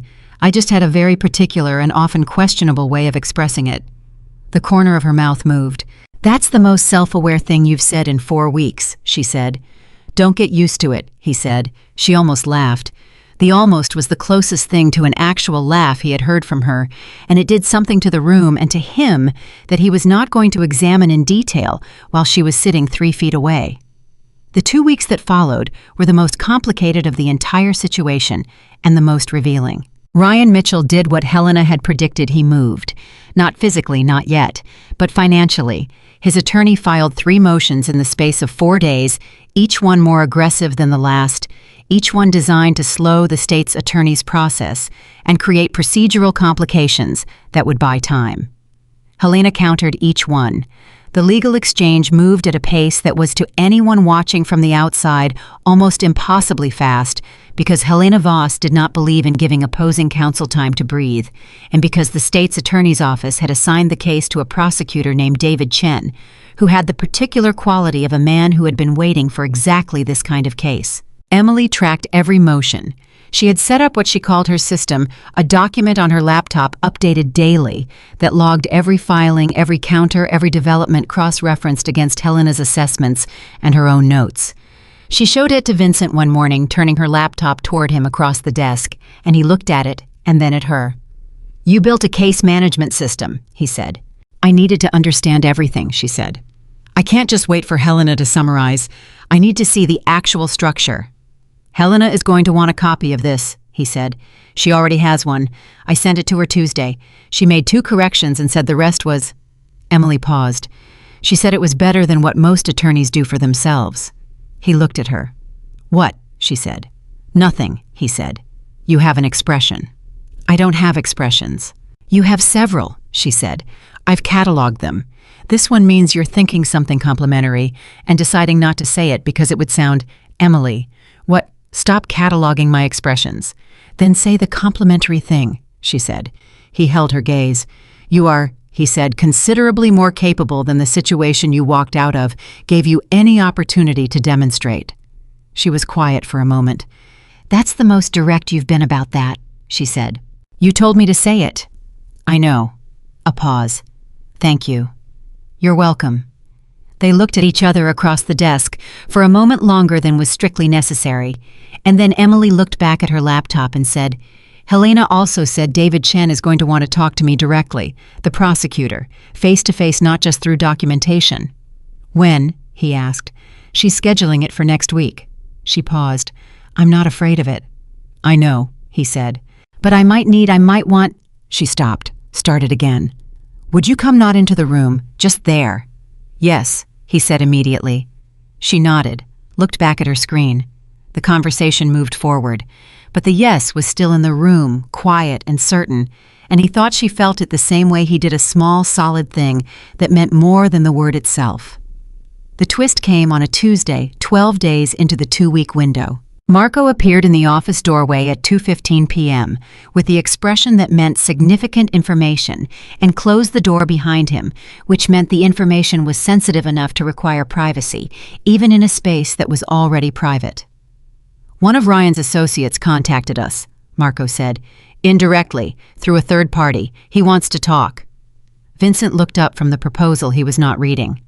Which associate? Derek Hale, CFO of Mitchell Development for 7 years. Emily, who was in her chair across the desk, went very still. "I know Derek," she said. Her voice was careful. Ryan trusted him, completely. He was at every business dinner. Derek was Ryan's right hand. "He's asking for a meeting," Marco said. "Confidential. He has documentation he says he wants to share with the state's attorney's office, but he wants to talk to us first." Silence. "Why us first?" Emily asked. "He didn't specify," Marco said. "But my read—" He paused. "He saw the video, and I think he's been sitting on something for a long time, and he's been waiting to see which way the wind blows." "He could be a plant," Vincent said. "Ryan sends him to find out what we have." "He could be," Marco said. "Or he could be a man who's watched his employer commit crimes for 7 years and has been trying to decide when the risk of staying quiet outweighs the risk of speaking." Emily was looking at her hands. "Derek's wife left him 2 years ago," she said quietly. "I always wondered Ryan was—" He talked about Derek's personal life in a way that felt like he had something over him, something he knew and used. She looked up. "If Ryan had leverage on Derek, and Derek has been holding something this whole time—" She stopped. "How much documentation could a CFO have?" Marco and Vincent looked at each other. "All of it," Marco said. The meeting with Derek Hale happened the next afternoon in a location that was neither Vincent's office nor anywhere connected to the legal proceedings, a decision made deliberately and for reasons that Derek Hale, when he arrived, clearly understood and appreciated. It was 44 compact with the precise grooming of a man who had spent years in corporate environments where presentation mattered and the eyes of someone who had not slept well in a long time. He looked at Vincent when he walked in. Then he looked at Emily. And the look he gave Emily was not the look of a man executing a plan. It was the look of a man who was deeply, privately ashamed. "Emily," he said. "Derek," she said. He stopped. "I should have a long time ago. I should have said something." "What do you have?" Vincent said. He was not unkind, but this was not a meeting for processing guilt. There would be time for that later, or there wouldn't be, but it was not the purpose of this room. Derek opened the briefcase he was carrying. Inside were printed documents, financial records, internal communications, a series of memos. He placed them on the table in front of him. "The forged signatures," he said. "I have the originals, the actual transfer requests before Ryan had them altered. I've kept copies for 3 years." He paused. "I kept them because I knew. I knew what he was doing. And I told myself it was legal or close enough or that Emily—" He stopped. Pressed his mouth closed. "I told myself things that let me stay." "Why did you stay?" Emily asked. Her voice was not cold, but it was direct.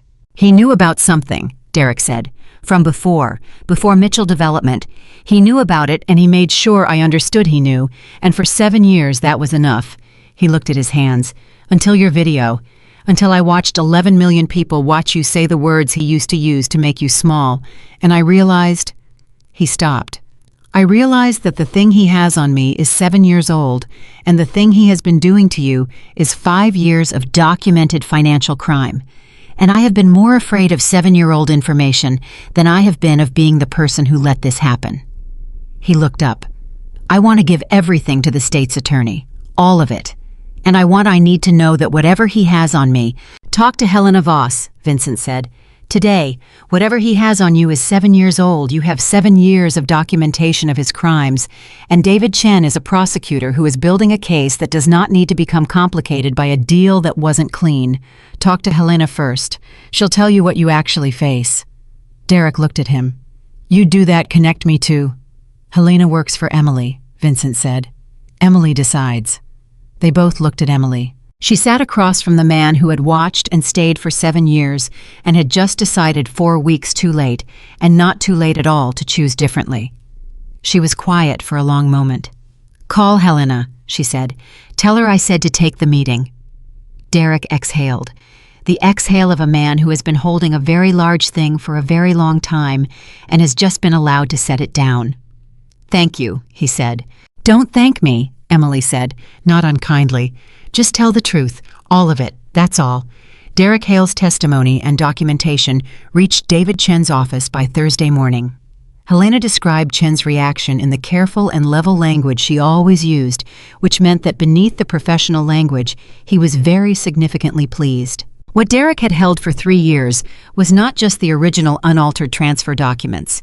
It was 7 years of internal communications, showing a systematic pattern, other transactions, other manipulations, other instances of Ryan Mitchell using financial instruments in ways that were not limited to his relationship with Emily.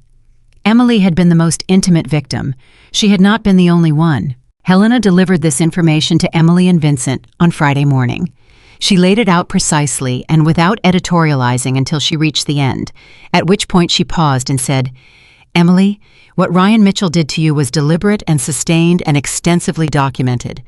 What we now have is enough for the state's attorney to pursue charges that go considerably beyond what we filed initially. Fraud, forgery, and a pattern of financial abuse that crosses the threshold into federal territory." Emily sat with this for a moment. "Other women," she said, "or other victims generally. At least 3 business partners over 12 years, Helena said, 2 of whom settled privately under circumstances that, given what we now know, appear to have involved coercion, one of whom may be willing to come forward. Contact them," Emily said immediately. Helena nodded. She had clearly already been planning to do exactly this, but had been waiting for Emily to say it because Helena Voss understood in her precise and professional way that the person who made decisions in this case was Emily Carter. Vincent watched Emily's face while Helena talked. He watched her process the scope of it, not just 5 years of her own life, but 12 years of a pattern. Other people, other damage, other rooms in other buildings where Ryan Mitchell had used the particular architecture of his control. He watched her face tighten and then open into something harder and more resolute than anything that had come before. "He's been doing this since before me," Emily said. "It appears so," Helena said. "And the 2 people who settled privately, they signed NDAs. Almost certainly. We're working on whether those are enforceable given the evidence of coercion." Emily looked at Vincent. "If they can come forward, they strengthen the pattern evidence significantly," he said, "and they take the weight off your account being the single primary testimony." "That's not why," she said. He looked at her. "That's not why I want them to come forward," she said. "I mean, yes, legally it helps, but that's not they've been alone with it. Whatever he made them agree to, whatever they've been carrying in private." She stopped. "Nobody should have to carry that in private." He held her gaze. "Nobody should have to carry that in private. I thought about all the ways she had been alone in the 5 years before she walked through his door, all the rooms where she had held it together for no one by herself, because the architecture was designed to ensure that there was no one to hold it with. He thought about the person she had been being buried under, the person Ryan needed her to be, slowly, incrementally, like water under a door. And he thought about who she was now, sitting across from him in this office in the 4th week of a fight that was not over building a case management system and calling Helena's clients and making decisions about other people's freedom because nobody should have to carry it alone. He said quietly, "You know that what you're doing, this thing you're building, it's bigger than Ryan Mitchell." She looked at him. "What do you mean?" "I mean that the foundation you're talking about," he said, "when this is over. The organization for survivors you mentioned once briefly and then moved past because there was always something more immediate, that thing. That's what this is already becoming, you understand that?" She was still. I mentioned that as a vague." She stopped. "I don't have the resources for that." "I do," he said. The room went very quiet. Emily looked at him with an expression that was carefully reading every possible layer of what he had just said. "Vincent, not as a gift," he said quickly, "not as something you owe, as what it actually is, an investment in something that has demonstrable value and that you are the correct person to lead. Helena can structure it so that the funding is entirely independent of me personally. No strings, no control, no board seat. Your organization, your decisions, your direction." She stared at him. "Why?" she said. The question she always came back to. But this time it had a different weight. 4 weeks of knowing him behind it. 4 weeks of watching how he operated and what he valued and why. "Because I spent 30 years building things," he said. "And most of what I built served a structure that has its purposes and its place, and that I'm not going to pretend is entirely indefensible, but that ultimately serves itself. What you're describing serves people who have nothing." He paused. I find that I would like to be connected to something that serves people who have nothing." She was quiet for a long time. This isn't because of whatever." She stopped. "This isn't because of the thing that is happening between us. You're not offering this because of—" "No," he said. "I'm offering this because you are the right person for it, and because the resources exist, and because after 30 years of doing what I do, I am not prepared to let the right thing go undone because of a question of funding." He held her gaze. "The other thing, what is happening between us that's separate, that's a different conversation, and it doesn't affect the offer, and the offer doesn't affect it." She looked at him for a very long time. "You're going to have to be very patient with me," she said finally. "I know," he said. "About both things," she said. "The organization and the other thing." "I know that too," he said. I'm still figuring out who I am outside of what he made me," she said. "And some days I have it completely clear, and other days I wake up and the old voice is there, the one that says I'm too much or not enough, or that this is all going to collapse. And it always passes now faster than it used to, but it's still there sometimes." "I know," he said. "And it's not fair to build something with someone when the foundation is still—" She stopped. "I don't want to need you. I don't want to be with you because I need you. I need it to be something else, something chosen from strength rather than—" "Emily," he said. She stopped. "I'm not going anywhere," he said. "I'm here because I choose to be, not because of obligation or strategy or anything that can be removed when circumstances change. I'm here because 4 weeks ago, a woman walked into my restaurant with nothing but nerve and changed something in me that I didn't know could still be changed." He paused. "And I am prepared to wait as long as it takes for you to know without any question that your choice is made from strength, because anything less than that is not what you deserve." Her chin did that thing. "Stop saying things like that," she said, and her voice was not entirely steady. "You asked me to say the true things," he said. "I know I did." She pressed her lips together. "It's very inconvenient." He said nothing, but something in his face moved in a way that Marco, had he been in the room, would have found entirely unprecedented. The conversation with David Chen happened 2 days later on a Monday morning in the state's attorney's office. Vincent drove Emily there and waited in the hallway outside as she had asked. Helena was in the room. Emily was in the room. David Chen, who was 40 years old and had the quiet intensity of a man who genuinely believed in what he did, was in the room. Vincent sat in the hallway for 2 hours and 40 minutes and did not check his phone and did not make calls and did not read anything. He sat and he waited, which was not something he was in the habit of doing, and which felt surprisingly not like patience but like something much simpler. When the door opened and Emily came out, her face told him everything before she said a word. Not relief. He had learned to read the difference between Emily's relief and Emily's resolution. This was resolution, the kind that comes after you have said the hardest true things to the right people and watch them write it down. "He's proceeding," she said. "Full charges. Ryan will be formally charged within 30 days. Vincent stood. "And Derek," he said. "Cheen is offering cooperation terms through Helena. He says Derek's documentation is significant enough that it changes the entire scope of the prosecution." She paused. "Ryan isn't just facing what he did to me. He's facing 12 years. "How do you feel?" he asked. She thought about it honestly. "Like something that has been running for a very long time just stopped," she said. "And the silence is strange, but not bad. Strange in the way that space is strange when you're not used to having it." He nodded. They walked out of the building together, and she did not take his hand and he did not offer it, but they walked close enough that the distance between them was chosen rather than incidental, and both of them understood the difference. In the car heading back across the city, Emily said, "The foundation, the organization." "Yes," he said. "I want to call it Carta," she said, "after my last name, because it was my grandmother's name first, and because it means in Italian it means paper," he said, "or letter, or charter." She looked at him. "You speak Italian?" "My mother's family," he said. "Yes." "Carta," she said again, "because a charter is a document that says what rights belong to you, that nobody can take." She paused. "I think that's right." "I think it's perfect," he said.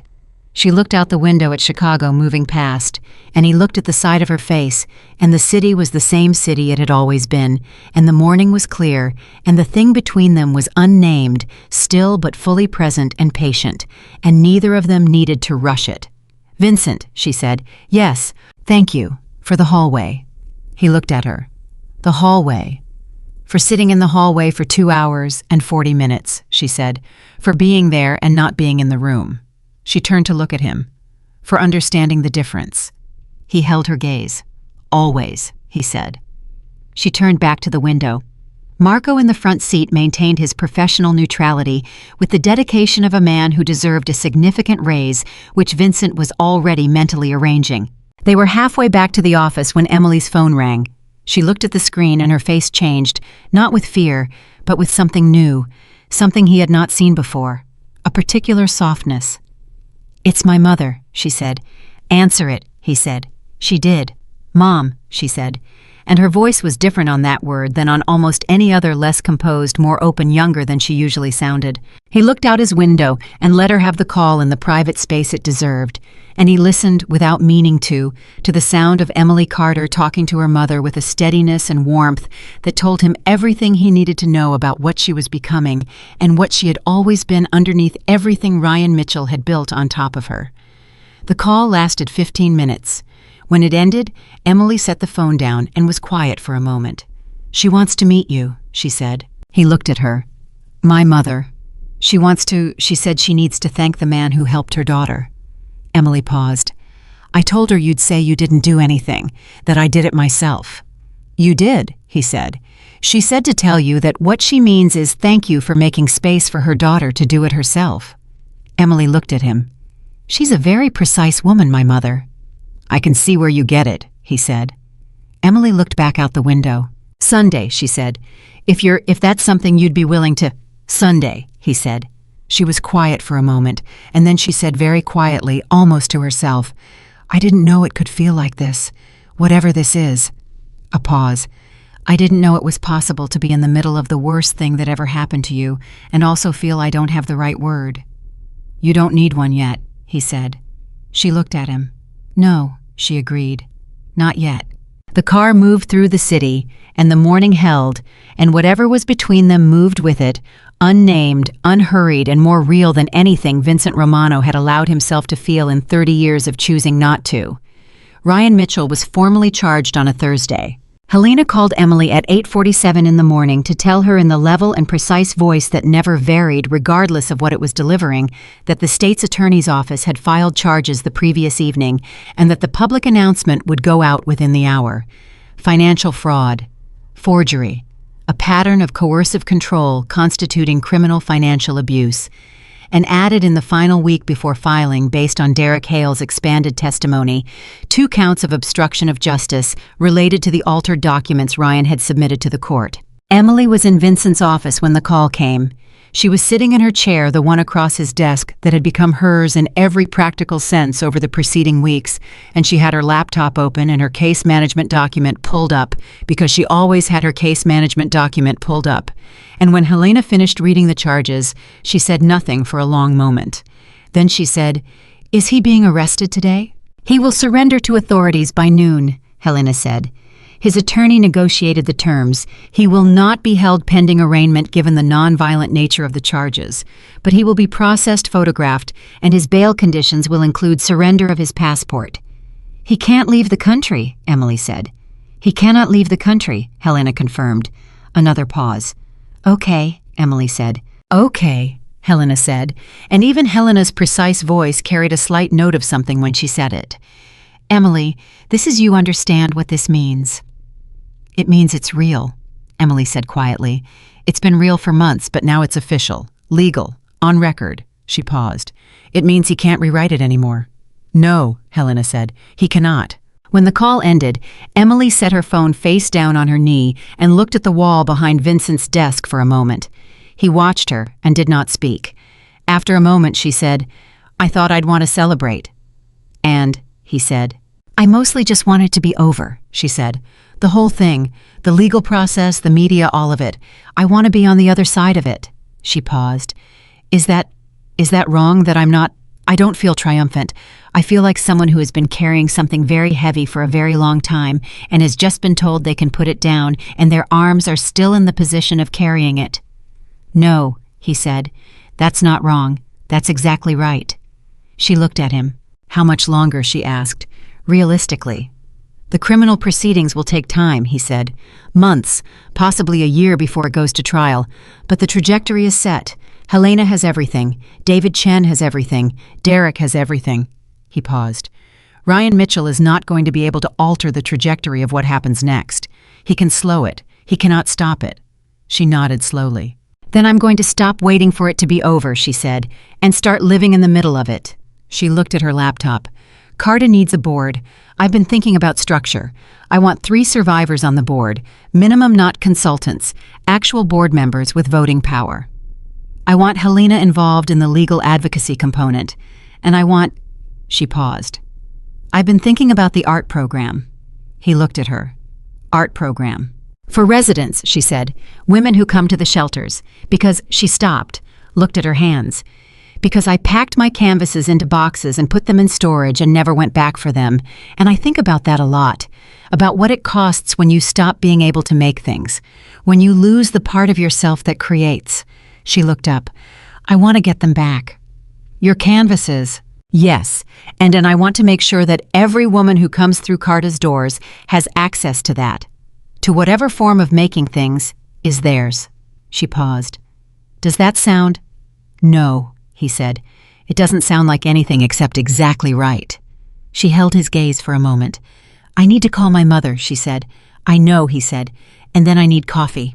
Marco, he said without raising his voice, and Marco appeared in the doorway with the timing that never failed to be slightly uncanny. Emily stood stretched and picked up her phone. She looked at Vincent one more time before she walked out to make the call. Thank you, she said. Not for the coffee, not for anything specific. For the whole of it, and he knew that, and he said nothing because some things were better received in silence than answered. The public announcement of the charges hit at 9:15. Christine Park had been given the information 12 hours earlier as a professional courtesy, and her follow-up piece ran simultaneously, which meant the story was fully framed before Ryan's attorneys could issue a single word. By 10 a.m., it was the top story in Chicago. By noon, it had national pickup from 6 major outlets. At 12:04, the photograph of Ryan Mitchell at the processing center was released. He was composed in it, controlled, managed the particular dignity of a man who had spent his life performing competence even in extremity. But he was in the photograph, documented, real, on record in a way that no amount of money or strategy or narrative management could alter.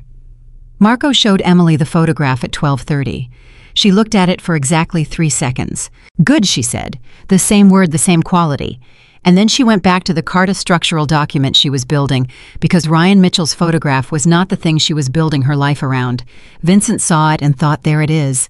There is the person she has always been, finally standing in her own light without anyone's shadow over her. The weeks that followed were the strangest of the entire experience because they were, for the first time, weeks without a specific emergency. The legal machinery was in motion and being managed by Helena and David Chen. The media coverage had settled into the background rhythm of an ongoing case rather than the acute intensity of breaking news. Ryan Mitchell was, as Helena had predicted, attempting to slow the process through procedural motions, and Helena was, as Helena always was, 3 steps ahead of every one of them. And Emily Carter was building something. Carta incorporated formally 6 weeks after Ryan's charges were filed. Helena structured it exactly as Vincent had specified, entirely independent, fully Emily's, with a board that included 3 women who had survived situations similar to Emily's and who brought the kind of knowledge that no professional credential could replicate. Vincent's funding was structured as an endowment through a foundation that had no public connection to his name because Emily had been extremely clear about what she did and did not want associated with Carta, and Vincent had listened to every word of it. The first shelter space opened 4 months later in a building on the north side. Emily had found the building herself, negotiated the lease herself with Helena's guidance, but not her presence, and had stood in the empty rooms before the renovation began and been very quiet for a long time. Vincent had been there that day. She had asked him to be. He had stood beside her in those empty rooms and said nothing, because she didn't need anything said. And after a few minutes she had exhaled and turned to him and said, "Okay, let's make it what it needs to be." The renovation took 8 weeks. Emily was there for most of it, working alongside the contractors with the particular hands-on quality of someone who needed to be physically present in the building that was becoming the thing she had imagined. She made decisions about the space with the precision and instinct of someone who understood from the inside what women in crisis needed to feel. Not institutional, not temporary, not like a waiting room on the way to someone else deciding what happened to them. Like a place that belonged to the people in it. She also, 6 weeks into the renovation, retrieved her canvases from storage. Vincent drove her. She had not asked him to, but she had mentioned she was going on Saturday, and he had appeared at the building at 9 a.m., and she had looked at him standing in the lobby and said, "You didn't have to come." "I know," he said.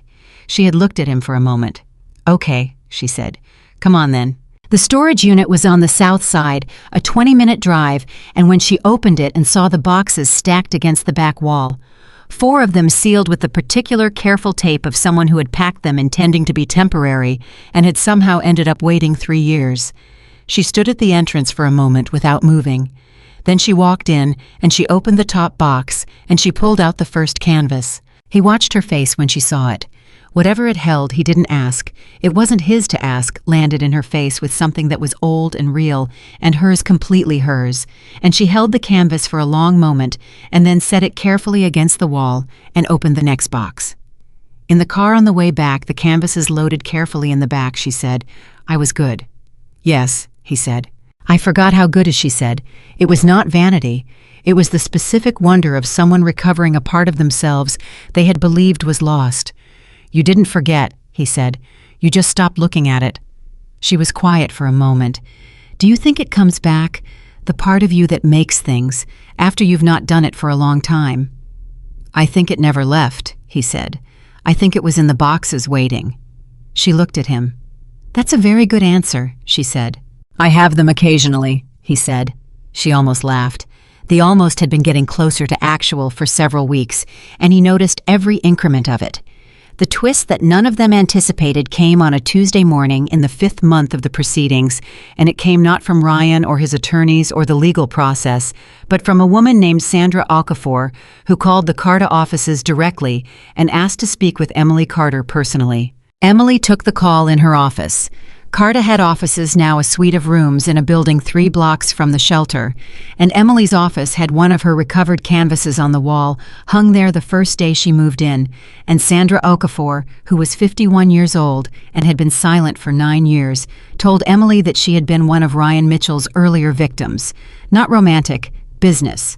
A development partnership that Ryan had systematically defrauded over a 3-year period, using the exact same patterns documented in Emily's case, ending in a settlement that included a non-disclosure agreement that Sandra had been living under for 9 years. "I've been watching what you've done." Sandra said, her voice steady in the way that 9 years of held silence can produce a very particular kind of steadiness. "And I've been talking to a lawyer. And I think with what you have now, with what David Chen has, I think my NDA might not be enforceable, because it was signed under coercion, because he threatened my business, my reputation, 3 other people I worked with. And I need to know—" She stopped. "I need to know if you think it's worth it, to come forward, after 9 years. Emily was quiet for a moment. "Sandra," she said. "Yes, I can't tell you whether it's worth it for you," Emily said. "I can only tell you what it was worth for me. And I can tell you that Helena Voss is the best attorney in this city, and that she will tell you exactly what your legal situation is without judgment or pressure." She paused. "And I can tell you that you have been carrying something alone for 9 years that was put on you by someone who had no right to put it there. And whatever you decide to do with it, you don't have to make that decision alone anymore." The silence on the other end lasted several seconds. "Okay," Sandra said, and her voice underneath the steadiness had something that sounded like a door opening. Helena added Sandra Okafor to the case within the week. David Chen, when Helena informed him, added 2 additional counts to Ryan Mitchell's charges. Ryan's lead attorney requested an emergency continuance. Chen denied it. Marco delivered this information to Vincent at 6 p.m. on a Thursday. "He's running out of room," Marco said. "He's out of room," Vincent said. "He just doesn't know it yet." "Emily know about Sandra." "She's the one who brought her in," Vincent said. Marco was quiet for a moment. Then, with the particular understatement that was his signature, "She's something." "Yes," Vincent said. "She is." The night of the Carta shelter's official opening 3 weeks later, Vincent stood in the crowd and watched Emily take the stage.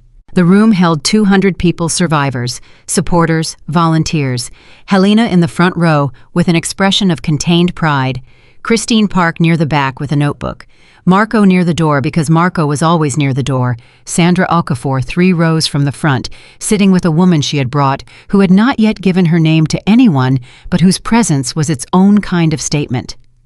Emily stood at the podium. She was wearing something dark and simple, and she had her hair down, and she looked nothing like the woman who had run through a rainstorm into a restaurant 4 months earlier, and everything like her, the essential her, the one that had been there the whole time underneath everything Ryan Mitchell had built on top of her.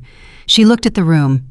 "A reporter asked me recently," she said, "whether I believe that Vincent Romano saved me." The room was quiet.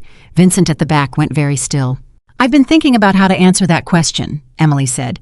"Because the answer is complicated and simple at the same time, and I want to get it right."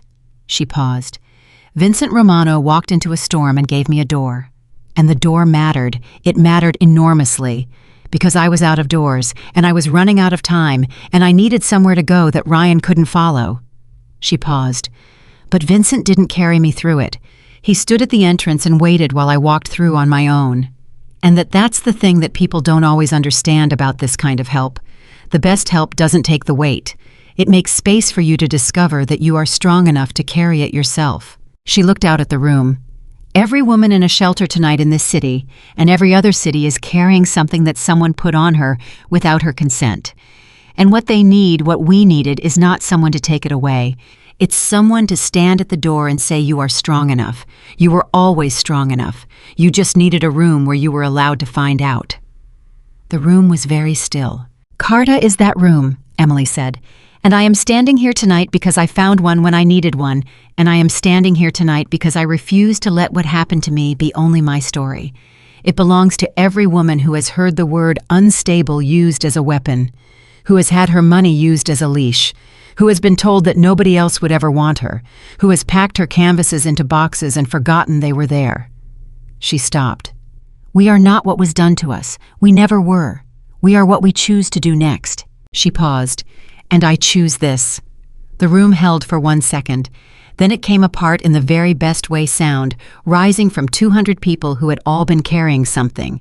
And Emily stood at the podium and let it wash over her with her chin up and her eyes clear, and the particular expression of someone who has finally arrived somewhere they chose, rather than somewhere they were put. Vincent did not applaud immediately. He stood very still for a moment at the back of the room and felt the full weight of the 4 months and all that came before and all that was coming after. And he felt something that a 55-year-old man who had spent 30 years building a particular kind of distance does not expect to feel in a public room full of 200 people. He felt proud, completely quietly, overwhelmingly proud, not of what he had done, of who she was. Marco beside him was looking at the stage. And then quietly he did something Vincent had not seen him do in 18 years of working together. He applauded, with genuine feeling. Vincent looked at him. Marco looked back. "Don't," Marco said. "I wasn't going to say anything," Vincent said. "You were going to say something," Marco said. "Don't." Vincent almost smiled. It was for him essentially the same as laughing. After the event, after the 200 people had slowly moved through the space and talked to each other and to Emily and to the board members and to Sandra Okafor, who had come a very long way in a very short time after the room had thinned to the people who remained because they needed to, and the people who remained because they wanted to. After all of that, Emily found Vincent near the back. She was slightly flushed and more alive than he had ever seen her, including all the moments of resilience and resolve and courage. He had watched from his particular vantage point over the past months. This was different from all of those. This was not surviving. This was thriving. "Well," she said. "Well," he said. "Did you hear the reporter's question I mentioned?" she asked. "About me," he said. "Yes. And your answer was more accurate than anything I would have said," he said. She looked at him. "You gave me a door," she said. "In case that wasn't clear, that wasn't a small thing." "I know," he said, "and you stood at the entrance for 4 months without ever once trying to walk through it ahead of me." "I know that too," he said. She held his gaze, and then quietly she said, "I'm through it now." The words landed with the full weight of everything they contained. He looked at her. "I know," he said. "So," she tilted her head slightly, What happens to the man at the entrance when the person he was waiting for is finally through the door? I was quiet for a moment. That, he said, depends entirely on whether she wants company on the other side. Emily Carter looked at Vincent Romano in the room she had built and let the question sit for exactly the right amount of time. She does, she said, on her terms, in her own time, as her own person. Those are the only terms I want, he said. She nodded, and then she did something she had not done since the night in the restaurant, when she had been desperate and afraid and choosing between bad options with nothing but nerve to guide her. She reached out and took his hand. Not a dramatic gesture, not a performance for a room full of people. The room was mostly empty now, and neither of them were looking at it. Just her hand finding his deliberate and certain and freely chosen in the way that nothing in the 5 years before had ever been freely chosen. He held it.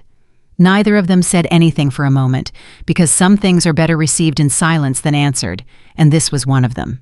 Outside Chicago moved on in the way cities always do, indifferent to the small, enormous things happening inside the buildings that line their streets. Ryan Mitchell was 3 months from trial and out of room and running out of things to rewrite. Sandra Okafor was in the next room talking to a woman who had just arrived at the shelter tonight with one bag and nowhere else to go. Helena Voss was already reviewing the next legal filing. Marco was near the door because Marco was always near the door. And Emily Carter was standing in the room she built, holding the hand of a man who had given her a door and waited, and she was not anyone's property and had never been, and she knew it now in her bones, in the place that was deeper than thought and older than fear, in the place that Ryan Mitchell had tried to reach and hollow out and had failed to touch. She had saved herself. He had given her the space to do it.